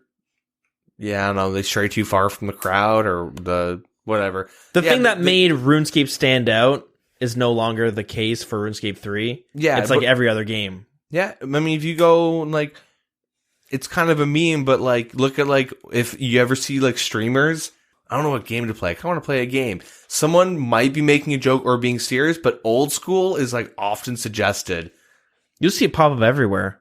Yeah. Like it's very popular. I'm only going on this tangent because if so many new players are playing, they don't have the same nostalgia that we have, where it's like, I remember when I was a kid, it's like, they don't care. Yeah. They go, actually, this pub, people are okay with the pub because it does look really, like, I think it looks really nice. Yeah, Lumbridge needs a pub. It's a city. Yeah, I think it looks better than the house that was just there, just to take up space. The dock, it just wasn't implemented correctly at all, and it doesn't fit the aesthetics of Draenor Village. Yep. That's my main comments on that, but yeah, I agree. Yeah. Well, I think we're going to see it get moved. Yeah. So yeah, that's summing up everything like that quickly. And then we'll move on to the Cabos Lowlands post changes. And, yeah, it's pretty neat. So the Hydra head, the alchemical Hydra, got a Hydra head added to the loot table. You can mount it in your skill hall POH for 82 construction, where you get 1k or like 1.1k construction, and then 200 experience, attack, strength, defense, magic, and range. Similar like all heads, you can mount this one now. You can also make the Hydra helmet, the recolor of Slayer helm. Yep. Looks cool. Yeah, it looks cool. It finally something that I think matches Bandos a little bit better. Yeah, it's true. Better than having to mix and match with Before it was like the Abyssal helmet was the best one. Or the KBD. But the Abyssal helmet works because you have a lava cape, primordial boots, the red tends to match. Yeah. If you have a bludgeon, it works like really well. My only problem with this is if I get the head, now I gotta go back to fucking NMZ to get those points so I can imbue the Slayer helmet. Truth. God damn. Yep. The next one, which I like a lot, next change they did, was to Konar's loot table. They gutted it. It's gone. No, I'm kidding. So the way they changed it, and I've had a lot of people in the CC ask what the hell this is, and in general, instead of you getting a drop from the loot table, you now get Konar's key, and it is stackable. The keys stack on each other. So it's like, I know in Hydra it's a 1 in 50 to get a key. But in general PVM, you just get like a random item here and there. You're like, oh, that's cool. But sometimes you don't even notice. You just think it's part of the monster's drop right? table. Yeah, exactly. And that was like my big issue with it, where it's like, I don't want to look up to see if they like changed like a loot. Like, I just got 50k from a worm. Is that normal? Oh, I hit the loot table. You know? But now it's a key, and so it does a lot of nice things. One, it frees up your inventory while you're actually doing Slayer. Because the worst feeling is having to stop mid-task because you have a full inventory. Because now they all stack. 2, merchanting propaganda. You can now do opening 50 keys. Yeah. Which I have like 3 or 4 saved up right now. I've been kind of unlucky, but, I guess 4, it works out a bit better because the chest is by Konar. So if they go to Konar and open it up like that, which is just more of like, oh, you go into my keys? If he's bringing balance and all this stuff, that's his whole lore, and you get his items, you get to open up his chest. Like that's kind of cool. So I like that. Yeah, it's more fun. And then the worm, drake, and hydra bones now give more experience. So worms are 50, drakes are 80, and hydra are 100 experience when buried. Cool. Yep. Poison protection from hydras. So the poison protection from potions like anti-poison, Serp Helm now reduce the damage taken from the special poison attack. All right. And dragon fire from drakes. So the fire attack the drakes shoot at you can now be resisted by dragon fire protection, such as an anti-shield. And this will work as it does with metal dragons. So neat. All right. Aerial fishing. You can now trade the golden tenches to Owry for 100 mulch pearls. All right. Architectural Alliance. Recently pulled. Oh, here we go. Players will no longer lose favor in one of the current houses if they perform tasks in other houses, regardless of whether or not they have started Architectural Alliance. Pretty much, hey, 10k runecrafting experience. There agility. You go. We're going agility. Or agility for dills. You can speak to Hosa, which he's at the statue of King Rada outside of the Crown Castle for that free land. Well, got to be level 40 or above. Okay, well, that happened. Does this change, I'm trying to think, would this change 10 HP or Obby Maul accounts? Add it to, like, Slayer or something? Like, if I don't know, probably doesn't matter. Yeah, I think with Obby Maulers, it might change a bit. I don't know if it would be more efficient to do this as opposed to just, like, Slayer normally. Maybe in the long run, you could be saving range experience, or you would be. Yeah. So I guess, yes. Anyways, now we're going to be moving on to some good old community chatter. So first things first, apparently there was a third-party client going around that was pretty much a botting client. In the sense that it was meant for PvP, and it was able to detect what your opponent was attacking with, and it would automatically change your prayers to protect from that attack style. yeah. So if you're two meleeing each other, and then your opponent switches to range, the client would detect that and would change your prayers for you. Yep. Something along those lines. Mm-hmm. Not sure how long this has been going on, because obviously if you have your hands on this client, you don't really want people to know about it. Spoilers, decent amount of time. Yeah. I mean, excellent client is still a thing. Which one's that? Tells you how much loot you PK'd. It has a Zalra guide built into it. Tells you what to stand, what to pray, all that stuff. Yeah. There's a lot of illegal features to it. There are also clients/bots for PKing clans at Auto Scout. Yeah, okay.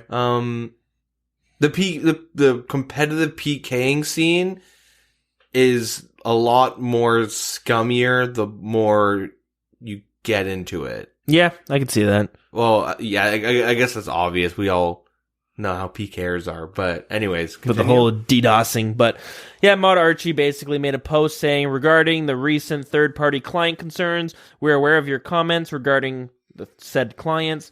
giving players unfair advantages in-game over other players, particularly auto-changing prayers and gear. We want to make it clear we classify this as botting. We have and will continue to take action against players we find to be abusing such features. So boom, this thing existed, but if you're using it, it's only a matter of time. It's only a matter of time before you get banned. You know, it's of course, right? I don't know. Do we need to explain why it's sketchy? But yeah. On a side note, though, the amount of PKers that use AHK is disgusting. yeah, so this is supposed to fall in the same. Like, there's the two of them are kind of lumped together. So I don't want to say this and advocate, or I'm not going to advocate for anything, but I'm going to just say this. PKers use AHK scripts to switch gear, prayers, and like notably do one-tick specs and stuff. Don't get caught. I'm going to say that because they don't. You might get caught depending on how your script is set up, but there are streamers that they actually don't play RuneScape anymore. And I don't want to name the person, but I used to watch them when I first started playing like years ago, like when I got into old school, who got famous by pretending to be very popular PKer back in the day. He like got the name in a not moral way. I don't want to sell who it is, but they took the person's name. They did whatever. They maybe hacked the account, changed the name, put the name on their account, and then pretended to be that person on stream. Okay. And they used AHK, but I just thought they were really good because it's not I, but like, I'm going to use like, oh, he streams RuneScape? That's crazy.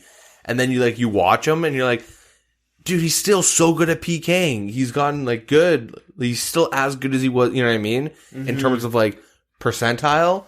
And then you learn that he uses AHK and his script pops up on stream like 4 or 5 times and he's never been banned and now he doesn't play RuneScape anymore because no one watches him. Yeah.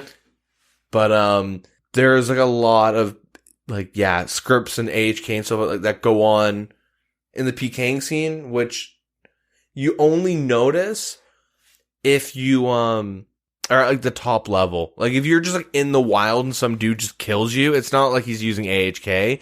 Most likely he's, just like us, just like, hey, I'm bored. I want to go PK. That'd be fun, But if you're doing like high risk fights and stuff, you'll bump into these people quite a bit. But yeah, so hopefully Jagex actually does start cracking down on it. Same with Excellent Client. I know people that have thousands of Zara kills using that client and they never got caught. That being said, like people have been banned for using that client, so don't go ahead because Deegan has an anecdote where his friend hasn't been banned. Yeah. Just be honest. Don't try and cheat the game. Yeah, because if it does happen, you're gonna probably wish you never used it in the first place, no matter how long you got away with it. Yeah. But it's the way she goes. But speaking of third-party clients, everyone's favorite, Runelite, came out with a pretty cool plugin that you had actually made me aware of. Yep. They have a party system now where you can party up with other players. It will show their names, their health, and their prayer points, like a typical MMO party system. Yep. They'll have that displayed. You can see them on the map where they are. Mm-hmm. And you can also see what tiles they're clicking on, if I'm not mistaken. Yeah. Last cool thing to note is Discord integrated. Right. So you can see somebody playing Runelite and you can request to join their party, right? Yeah. Is that how that works? Yeah. So it makes it really cool. And I love how Runelite is integrated with Discord, but I do have some concerns now. Uh-oh.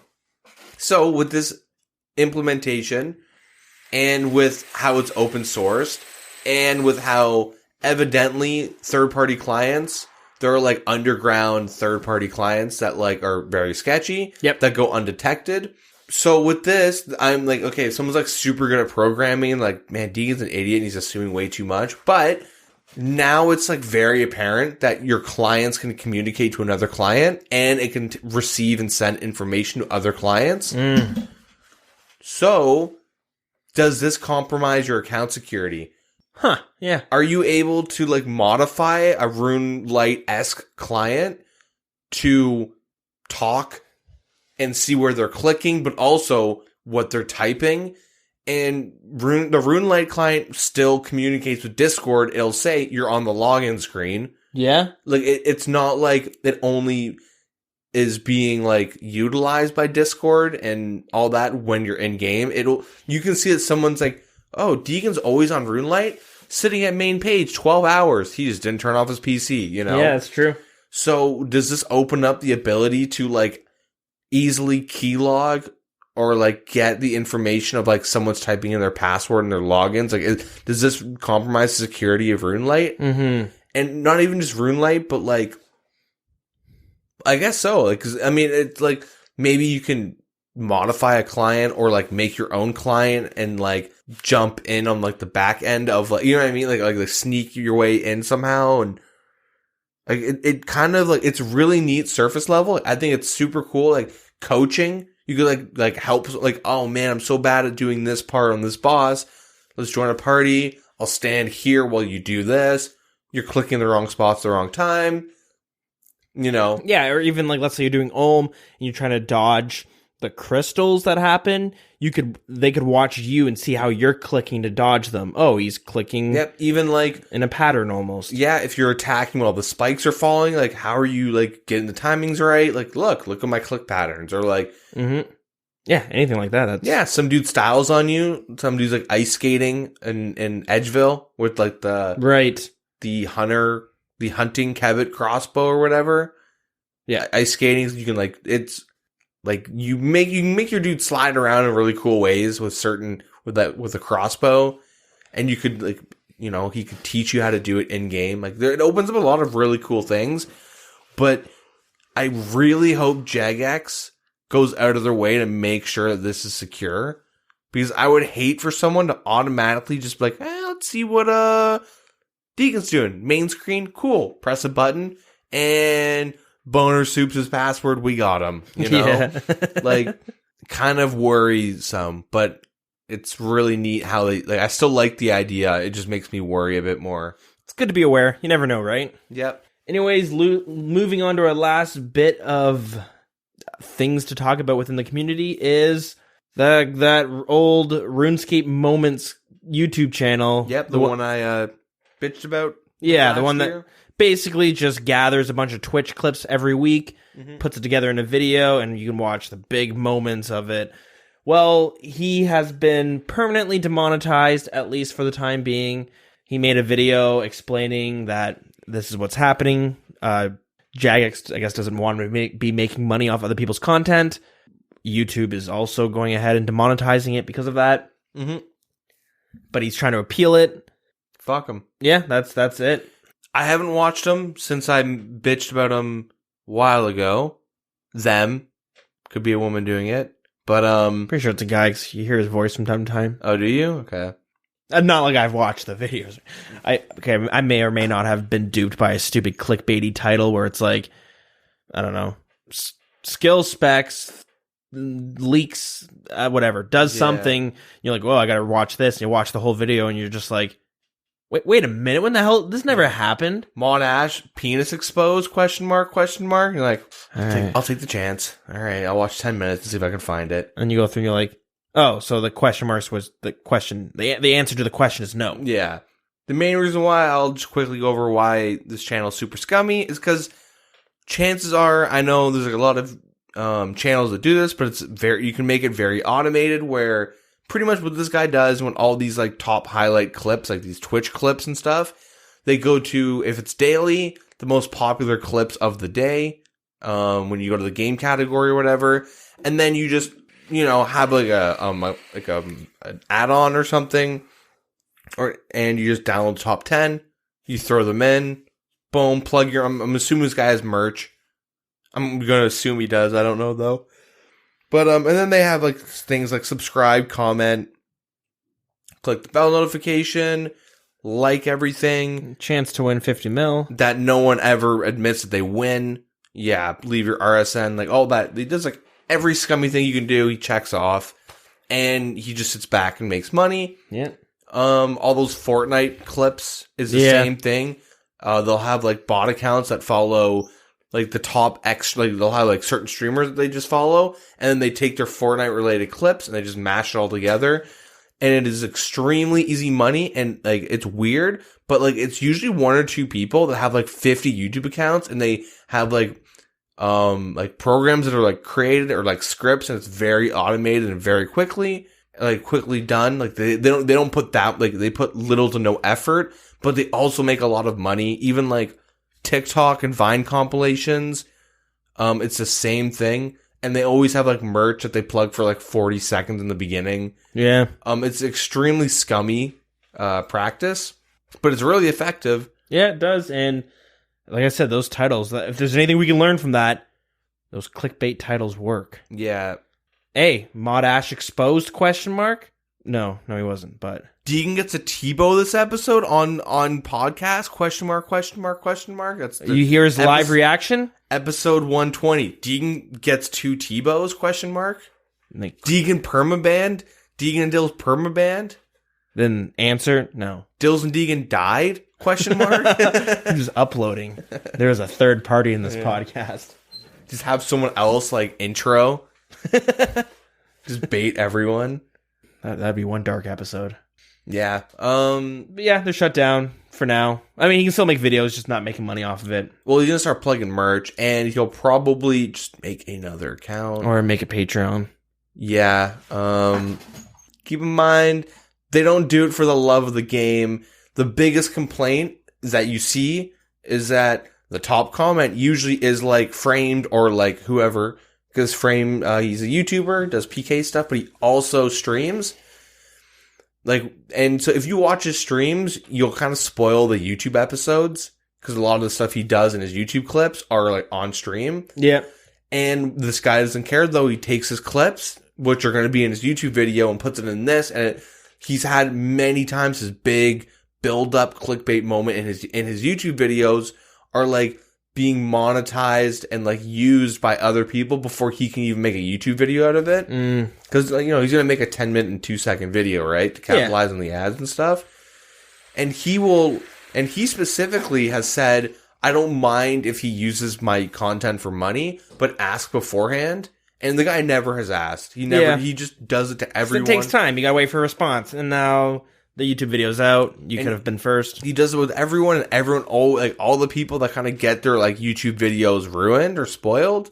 Like, it kind of sucks, right? Like, they're ones putting in all the effort, and this guy isn't even having an automated tweet or like a DM to these guys. Like, yeah, he's kind of just a dick. So that's the way she goes for now. Yep. Stay tuned. And with all that being said, it is now our time to teleport back in time to January 30th to February 5th and the 7th of 2001. This is the segment where we get to go back in time and look at some of the updates that they added week by week 18 years ago. I have to do the math. 18 years ago. So first things first is further combat improvements. Following Saturday's update, the combat system has been tweaked further. Retreating was still too difficult, so this has been improved and made easier. Also, the keep 3 best item rules have been modified. If you attack another player, then you now lose the item protection for 20 minutes of the game time. Sculling was added. This makes the player killing aspect of the game more dangerous and exciting, but also increases your potential reward. As if you kill someone else without item protection, you can now get the best loot. People without item protection have a small skull drawn over them. And after many requests, the guards in Varrock City now attempt to stop people fighting. There are a large number of guards at the bank, so assuming that they haven't all been killed, you can now withdraw your money more safely. So, yeah, if you don't know, back in these days, PvP was everywhere. Kind of cool that the guards would attack you if you were attacking other players. Deadman mode used to just be RuneScape. Shit, minus the experience. Yeah. That's pretty cool. Next is a new section of the sewer has been opened. Watch out because it contains deadly red spiders. Fight them to get the rare red spider eggs, which can... Sorry, continue. I don't get it. Well, like red spider eggs, buy them at NMZ. They're just like the most common thing now. Back then they weren't. You can take them and other ingredients to the apothecary in Varrock, and it can be used to make a 4-dose strength potion. Herblore. The beginning of Herblore. Yeah, but I like how it's spider egg instead of limpwort. Yeah, but it also says and other ingredients, so maybe it's a limpwort as well. And lastly, it is the newsletter. This is the second newsletter that they had produced at the time. So what's new in RuneScape? Most of you are probably aware about the player killing in RuneScape has been changed. And the bank we promised in the last newsletter has been added to the city and is a safe place to store your money. Following a large amount of attacks just outside the bank, the city has paid to put multiple armed guards around the bank area to protect people who have just withdrawn money. The guards have increased since the last increase. The magic system has also been modified. Magic spells no longer depend on your ranged combat skill. We talked about that last week. So you no longer need to be a higher level range to use them effectively. Spells were also made stronger, but they were still too weak, so they got made twice as strong. And as we had just mentioned, the new sewer area, which contains 2 new monsters, deadly red spiders, and the exceedingly strong moss giants. So what's planned in the future? They want to modify the trade window to display the names of items to prevent unfair trading. God, I guess they didn't have the names before. You just had to look at the icon and know what it was. A lot more spells to be added. Proper support for clans with a full system to allow players to join and create clans. What? It only took them 10 years, I guess. God, imagine they had a better clan system that they ended up scrapping when RuneScape 2 came out. We'll see. A duel feature. Challenge your rivals to a duel with a risk and reward set as you like. They want to add more skills, such as fishing and fletching. These have not existed yet. And they want to add a friends list to indicate what friends are online. And of course, more quests, monsters, and more areas of the map. But this is pretty interesting. They wanted to add a high scores, the top 25 players at this time. So the top 25 players with the highest total level. Number 1 is Lightning with 682. Then you had Sunjohn at 593, Ashley at 583, Sir at 570. Keeps going down. I see no noticeable names, but interesting to see that the top player at the time had 682 total level. There was, I forget what his name was. He was very vocal about RuneScape Classic shutting down, but he was one of the first people to play like day one. Yeah. And he played up until RS2 came out, but then he stuck around in RuneScape Classic. He was very vocal when they announced the shutdown. Forget what his name was, but yeah, because all those memories gone. But they also had they also have on the high scores that they put in this newsletter top 25 fighters. So the highest total skill level only with combat skills. Again, Lightning at 230, Robin Hood 2 at 217. But I did notice number 16 was Rodrigo at 187. I think that's someone in our clan chat. A little shout out there. It's probably a different person. Anyways, they had the top 25 player killers. So Wolf had 132, Hell's Archer had 117. I'm not going to go through all of them. N-word. Toxic PKers existed back then. And this was a weird one, but the top 25 smithers. So this is the highest total level with only mining and smithing, which is demonic, which is with 110. God, that's low. It's level 50 and a level 60. Keep in mind, banking was there was no efficient, you had to there was no banks. But they weren't, when they were adding banks to my knowledge, they weren't all connected. So it made, it's a very, very much you mine, walk and smith it or smelt it, and then you walk and then make the items. Or you just buy them in certain areas, but yeah. Yeah, but going down that list, number 18, Blue Rose 13X. Yep. With 86. Are you familiar with that name? Is it the Blue Rose versus Zezma saga? Possibly. That's the first player who got 99 smithing. Yep.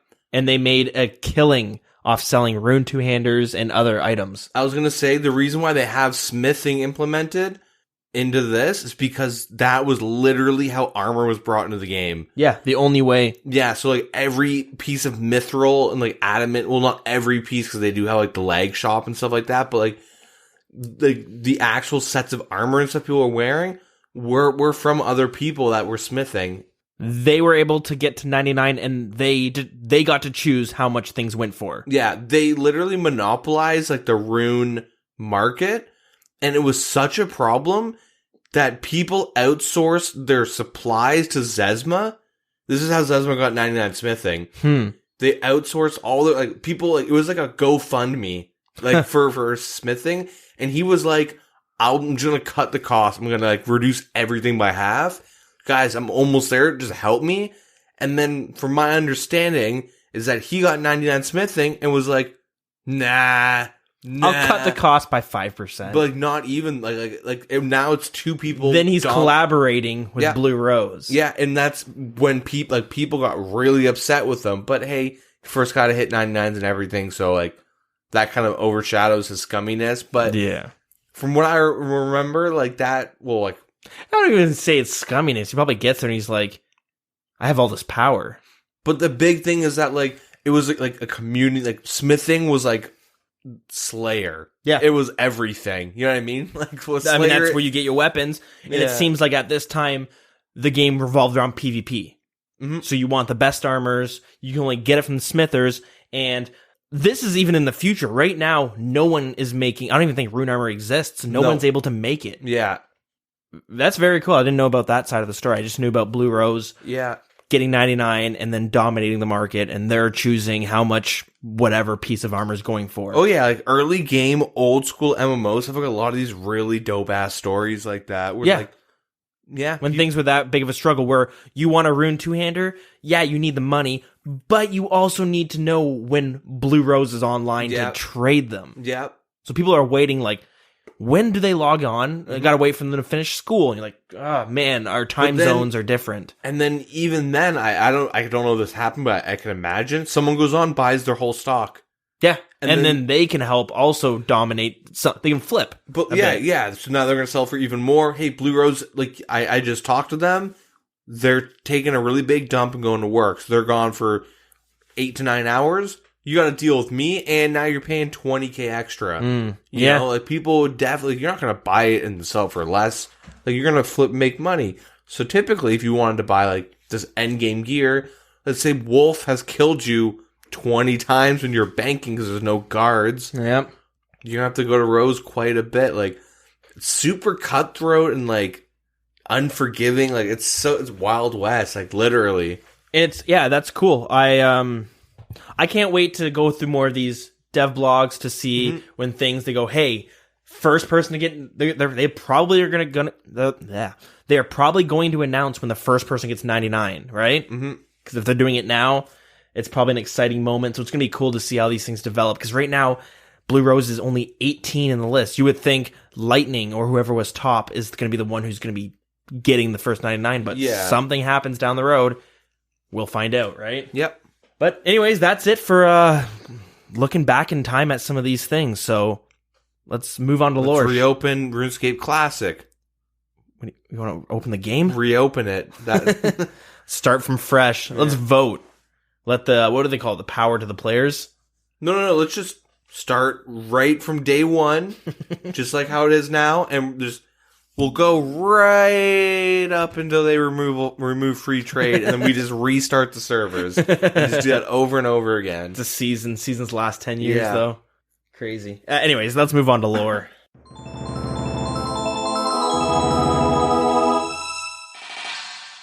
Before Guthix first stepped onto Gielinor, the Elder Gods were the ones who ruled. Jas is the oldest and most powerful of the Elder Gods. His powers were woven into an artifact known as the Stone of Jas. It also goes by the names of the Fist of Guthix, the Eye of Saradomin, the Catalyst, and the Cabbage of 1,000 Truths. When the Stone of Jas was created, the god enslaved the Dragonkin race, and their sole purpose was to protect this artifact. When one uses this stone, the Dragonkin begin to feel pain. They become enraged and causes them to seek out destruction. The Dragonkin know this pain as the curse. Not all Dragonkin fully succumb to this curse, though. One of these dragonkin decided to resist this curse and chose to focus on finding a cure. He began experimenting on different dragons in areas on Gielinor. This dragonkin is known as Vorkath. He first set up a laboratory on Crandor, where he experimented on a green dragon, which we know as Elvarg. Eventually, he finds a breakthrough in his experiments trying to find a cure for the curse, which requires him to find a larger facility. Vorkath moved his laboratory from Crandor to Ungale, where he began experimenting on blue dragons. While experimenting,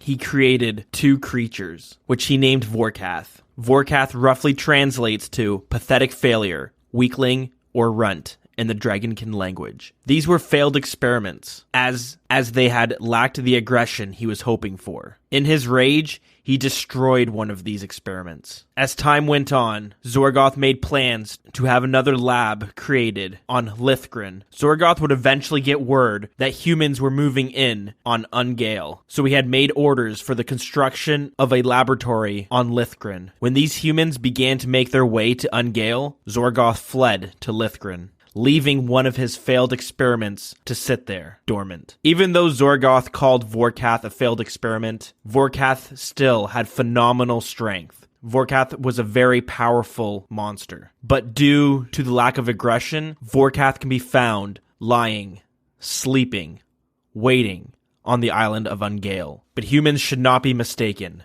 If provoked, Vorkath will unleash his fury, trying to devour any foe who disrupts him and disturbs his sleep. Next week for lore, the alchemical hydra. And we're back, so now we stroll over to that Grand Exchange where we get to talk about Audible Trial. Go to audibletrial.com/wild to get a free book and a free, well, you get a free month that comes with a free book. So yeah, definitely do that. I've actually just ordered these 3 RuneScape books. They're novels. Apparently they're very good. A bunch of people in the clan chat have been ordering them, and I know some people started reading them. They've told me it starts off pretty good and interesting. It's not your typical, It's Tutorial Island. It's like player uses left click and like it's like 99 or like, hey, I got 2 wood cutting. Yeah. Leveled up and there as I entered Varrock, and then it's 18 pages of like buying GF. It's just like just people saying random crap. The person dies in it and you think that's the end of the main character. No, they just run back to the body and loot it. Yeah. Actually, though, not like that at all, obviously. It's supposed to be just a normal fantasy book, just taking place in the RuneScape world.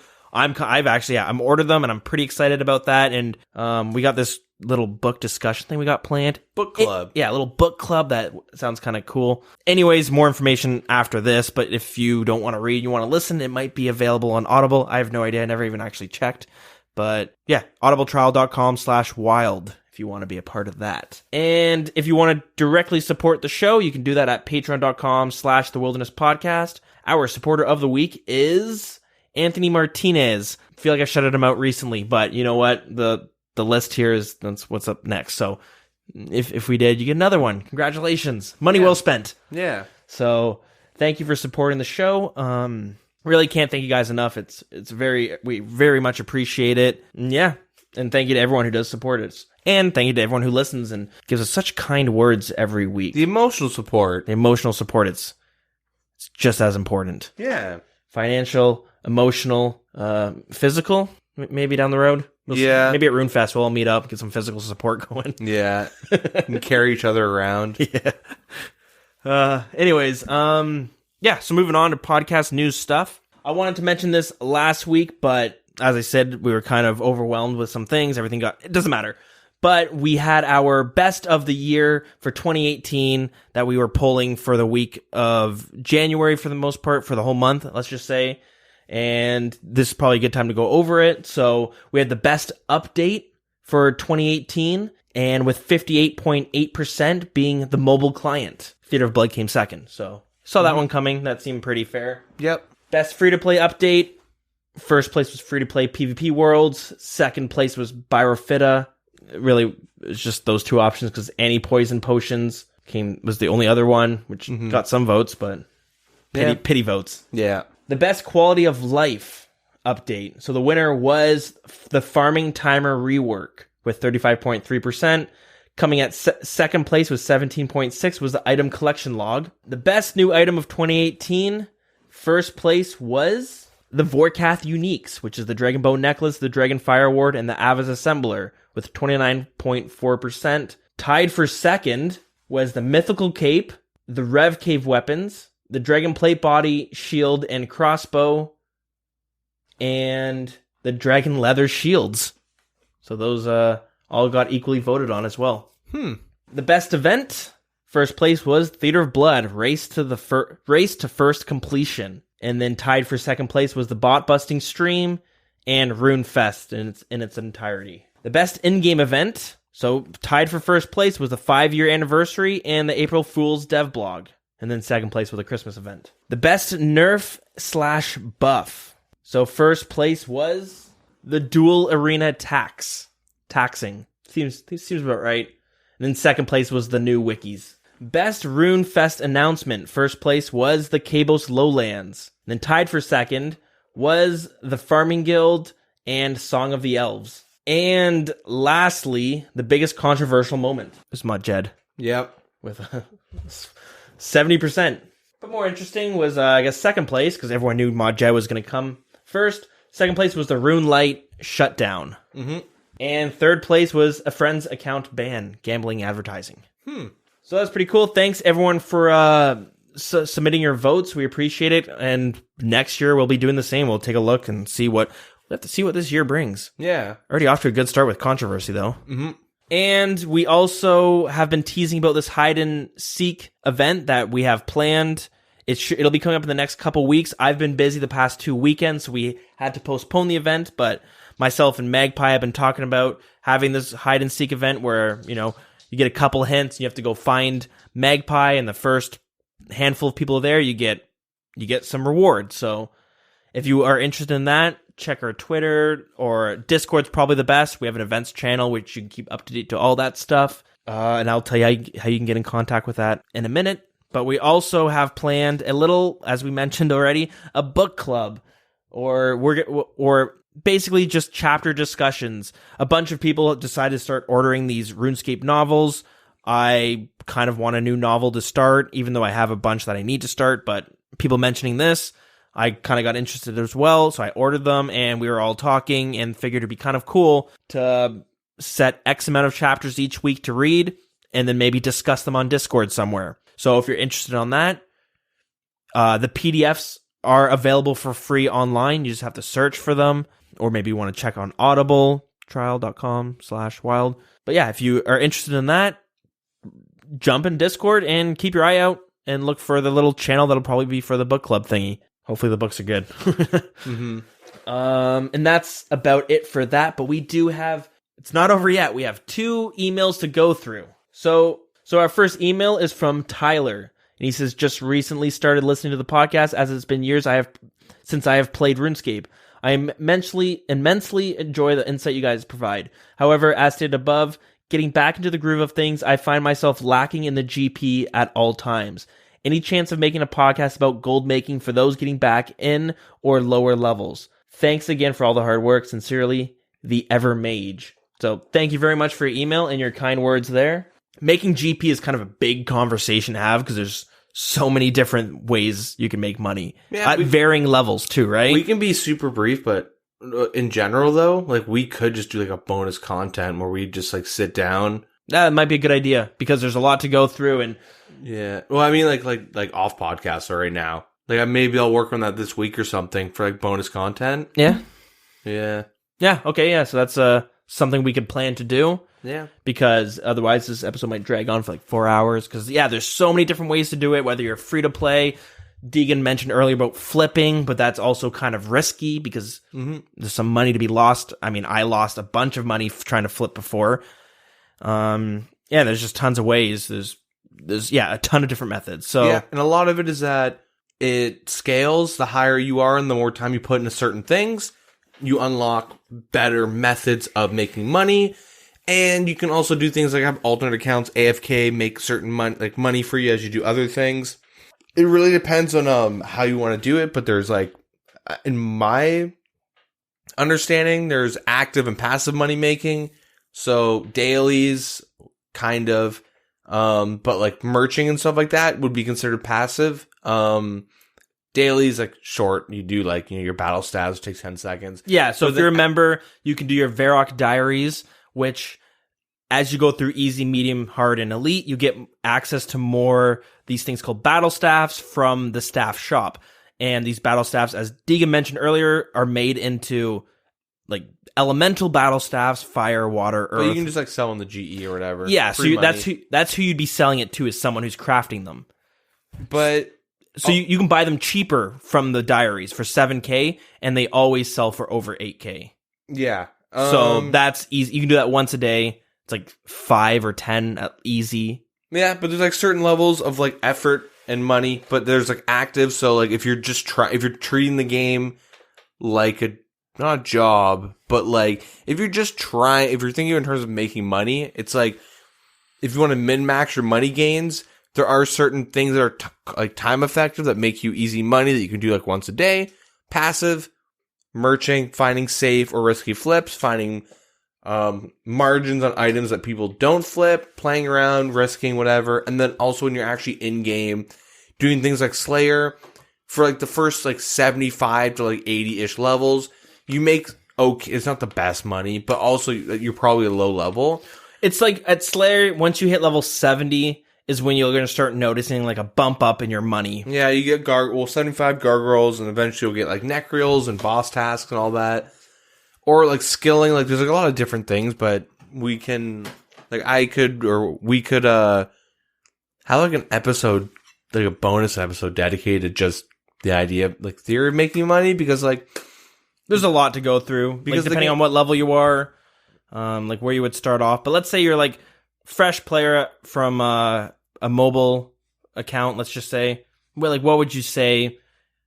Start looking at this to make money, because you don't want to say do Slayer because at level 70 you're gonna be making a lot of money. It's like, well, I need money before then. Cowhides. This cowhides is a great way to start off, right? That's how. Like I would, if someone's new, cowhides. That's completely fresh off Tutorial Island for the most part. Cowhides, you'll make some money because people need to train their crafting. Yeah, and eventually, by the time you hit the levels to actually buy the gear, you have enough money to buy the gear. But yeah, there is a lot to talk about when it comes to making money. So then I think we will focus on a better guide in the upcoming weeks. Maybe it's its own standalone episode, or maybe we'll tack it on to a shorter episode. Mm-hmm. But there is one advice that I used to give people who are buying bonds for like they're using membership through bonds, and they were struggling to make the money each 2 weeks. Yeah, I'd always say like get your diaries done as much as you can for Varrock, so you can get those battle staffs. Get your farming up so you can do Ranars and plant those. And there's another one too. Birdhouses used to be good, but not anymore. But those things are easy. You can just jump on once a day to run through them and spend like no more than 20 minutes doing them. And you'll get some fair money over time. And that will just help supplement everything else you're doing. And then eventually your account's just going to be higher level. So you'll be making money through Slayer or through whatever it is you're doing. And then, yeah, you get to the higher levels, and bossing's where it's at, right? Mm-hmm. Slayer and then bossing. Then you can eventually unlock methods where you make, like, over, like, an appropriate amount of time, not, like, right out the gates, like Hydra, like, over, like, 1,000 kills or whatever, X amount of hours, you should average 5.5 mil an hour-ish. Yeah. So even if you're paying... Raids, 3 mil, like eventually you get to the point where in like a day, like let's say you just grind Zara for like a day, like on average you have like more than enough for a bond. It gets to the point where it's exponential, so you kind of need to put in the time, get the quest done, level up, and also like be efficient with your time, because not everyone could sit down and grind for 12 hours straight. Yeah, time is kind of a more valuable resource than gold. So, bonds, just buy bonds. That's pretty much what we're saying. Yeah, eventually your account gets to a point where you don't need, even if you can afford to pay each month, you don't need to. No, I'm saying buy bonds and sell them for gold. That's the best money maker in the game. What you do, let's say you make money in RuneScape. You go work on McDonald's as a second job, and all those paychecks you put right into bonds. It's actually the case in RuneScape 3, though. Yeah. People did the math, and it's the most efficient way to play RuneScape is to get a second job and just buy bonds or do the microtransactions and get the free experience. Yeah, fair enough. So. But yeah, I mean, I wouldn't recommend that, but hey, it's there depending on how much money you're making. But yeah, we'll definitely revisit this topic because there's a lot to go through, and episode's gone pretty long as it is. Very content heavy episode. So again, thank you for writing in, and we will be revisiting this. And our last message was from Antoine, and he says, I was curious on what you and Deegan think about the Iron Man specific accounts that are going on. They've become very popular in the community and have made channels like Settled and Turtletail grow immensely. Also, I was wondering what you think about when they will ask Jagex occasionally to add small things for them, like a furnace for Turtletail's instance in Terranwin. Or, what was that thing we mentioned earlier? Oh, we just mentioned it. God. Serum 207? Yeah, that's what it was for Settled. Yeah. Yeah, so it seems like Settled got this like ball rolling. Even though people have been doing it before, Settled is a YouTuber who's made this very popular series, and he's put a lot of work and research into it. Yep. And it's just blown up, but he made an Ultimate Iron Man who can't leave Mauritania. Yeah, this is after maxing his first Ultimate Iron Man. Yeah. Yeah. So it's... I really enjoy his series. It's really good. I can see why all the hype is. Well, we've complained in the past that the quality, like the actual video quality, like the content, or like how like RS YouTubers make their videos are very bad. Like I like watching the PK YouTubers, but they are so sloppy. I like Bodhi, but his YouTube is like, oh, and then just cuts. And yeah. like there's no, like, the production quality is bad, but like Swampletics has like, and ChemQ, those are like notably, rest in peace ChemQ, got banned, but they're like the two good examples of like high quality videos themselves. I think that's why Swampletics is so popular right now. One, it's a really good series, and it's a very honest series where like he's dedicated to these ridiculous grinds where he makes really good progress each week. If you guys don't watch it, I mean, I recommend it. Like, just as a whole, as like an actual video you watch on YouTube, like it's very well done. And then it's really cool to see what his best in slots are. He did research in the area. He just didn't he didn't throw a dart at the map and went there. He didn't pull in a friend and go, I can't get sharks. Well, he can get sharks, but he's too lazy to. I'm gonna cheat. He's a very like he's very true to like his series. Yeah, like, it's really good. Like, there's also other good ones like Caveman Only. Yeah, that was that one. I remember that. It's a really good series. I don't watch it all the time, but like he's also very honest. Where like he gets 99s and he's like, I have to leave a cave though. What do I? And then like the community and himself will figure out like if it's even possible or if he should be allowed to do something like get the cape once. Yeah, but like and have to do certain things to get it. But like he's got a very good series of Karamja. Ultimate Iron Man has like he's had a really good series too. Yeah, and that's another cool area because he's able to get full obsidian armor with the Tazar weapons and stuff like that. So that being said, though, it is kind of a meme that there's a lot of people trying to like make it in the community by doing these weird. They jumped on the bandwagon, but it's pretty common that everyone quits after like 5 episodes because one. It's like, oh, I didn't think this through enough. Oh, in order to level up Slayer, I need to use Genie Lamps for like 6 months. And people aren't really willing to put in that grind. No. That being like, so overall, I like how they're these cool series. And once like it dies down, like, you know, Iron Man, every RuneScape YouTuber has an Iron Man series they abandon. Yeah. The odd ones that actually stick through it, like, have really good series and like great accounts. And it's really interesting. But Ultimate Iron Man specific areas seem to be like the new Iron Man for like YouTubers. Yeah.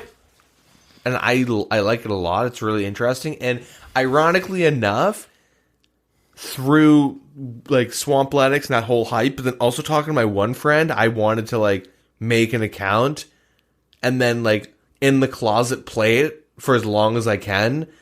And if I'm going to like stick with it and make really good progress, then release all the footage I've captured. Yeah. But then, like, you go and start planning it, and you're like, it's going to be like a year before I have any good content to release. Yeah. Oh my god. Like, it's quite the dedication, which I guess brings us to the second question, where how do we feel about like questions or like things being suggested for these specific accounts? I don't think you should ever cater to one person specifically, right? It actually completely defeats the whole purpose of that account. Yeah. So if they add a furnace to Tyrwin or whatever, But only specifically for this one person. It's different if they were going to release it with the new main city anyways. yeah. But if they're just like, we'll throw it in there to help this guy out, it's... One, it makes the account less interesting. Like, what if they added a way to train Hunter at level 1, and now Swampletics' 6-month grind becomes less interesting because what is he in a lamp now? You know what I mean? Yeah. What if they made it so you can cancel Slayer tap? Like, what it does, it actually takes away from the account the concept or the idea that, like, he can't just train a skill.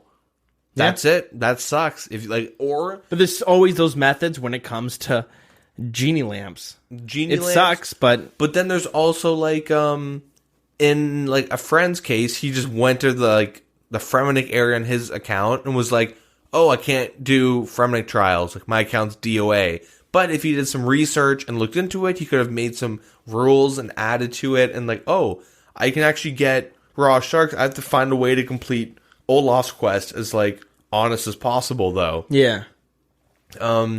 So like, if you do add anything specifically for like these one-off accounts, one, integrity of the game.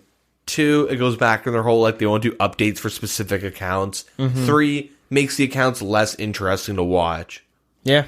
So yeah, so if they added like imagine if Swampletics episode 1, spoilers by the way, spoilers for anyone who hasn't seen Blue Cape Swampletics meme season 2, but because his main thing is he's got to do a hard quest so he can use his POH. Yeah.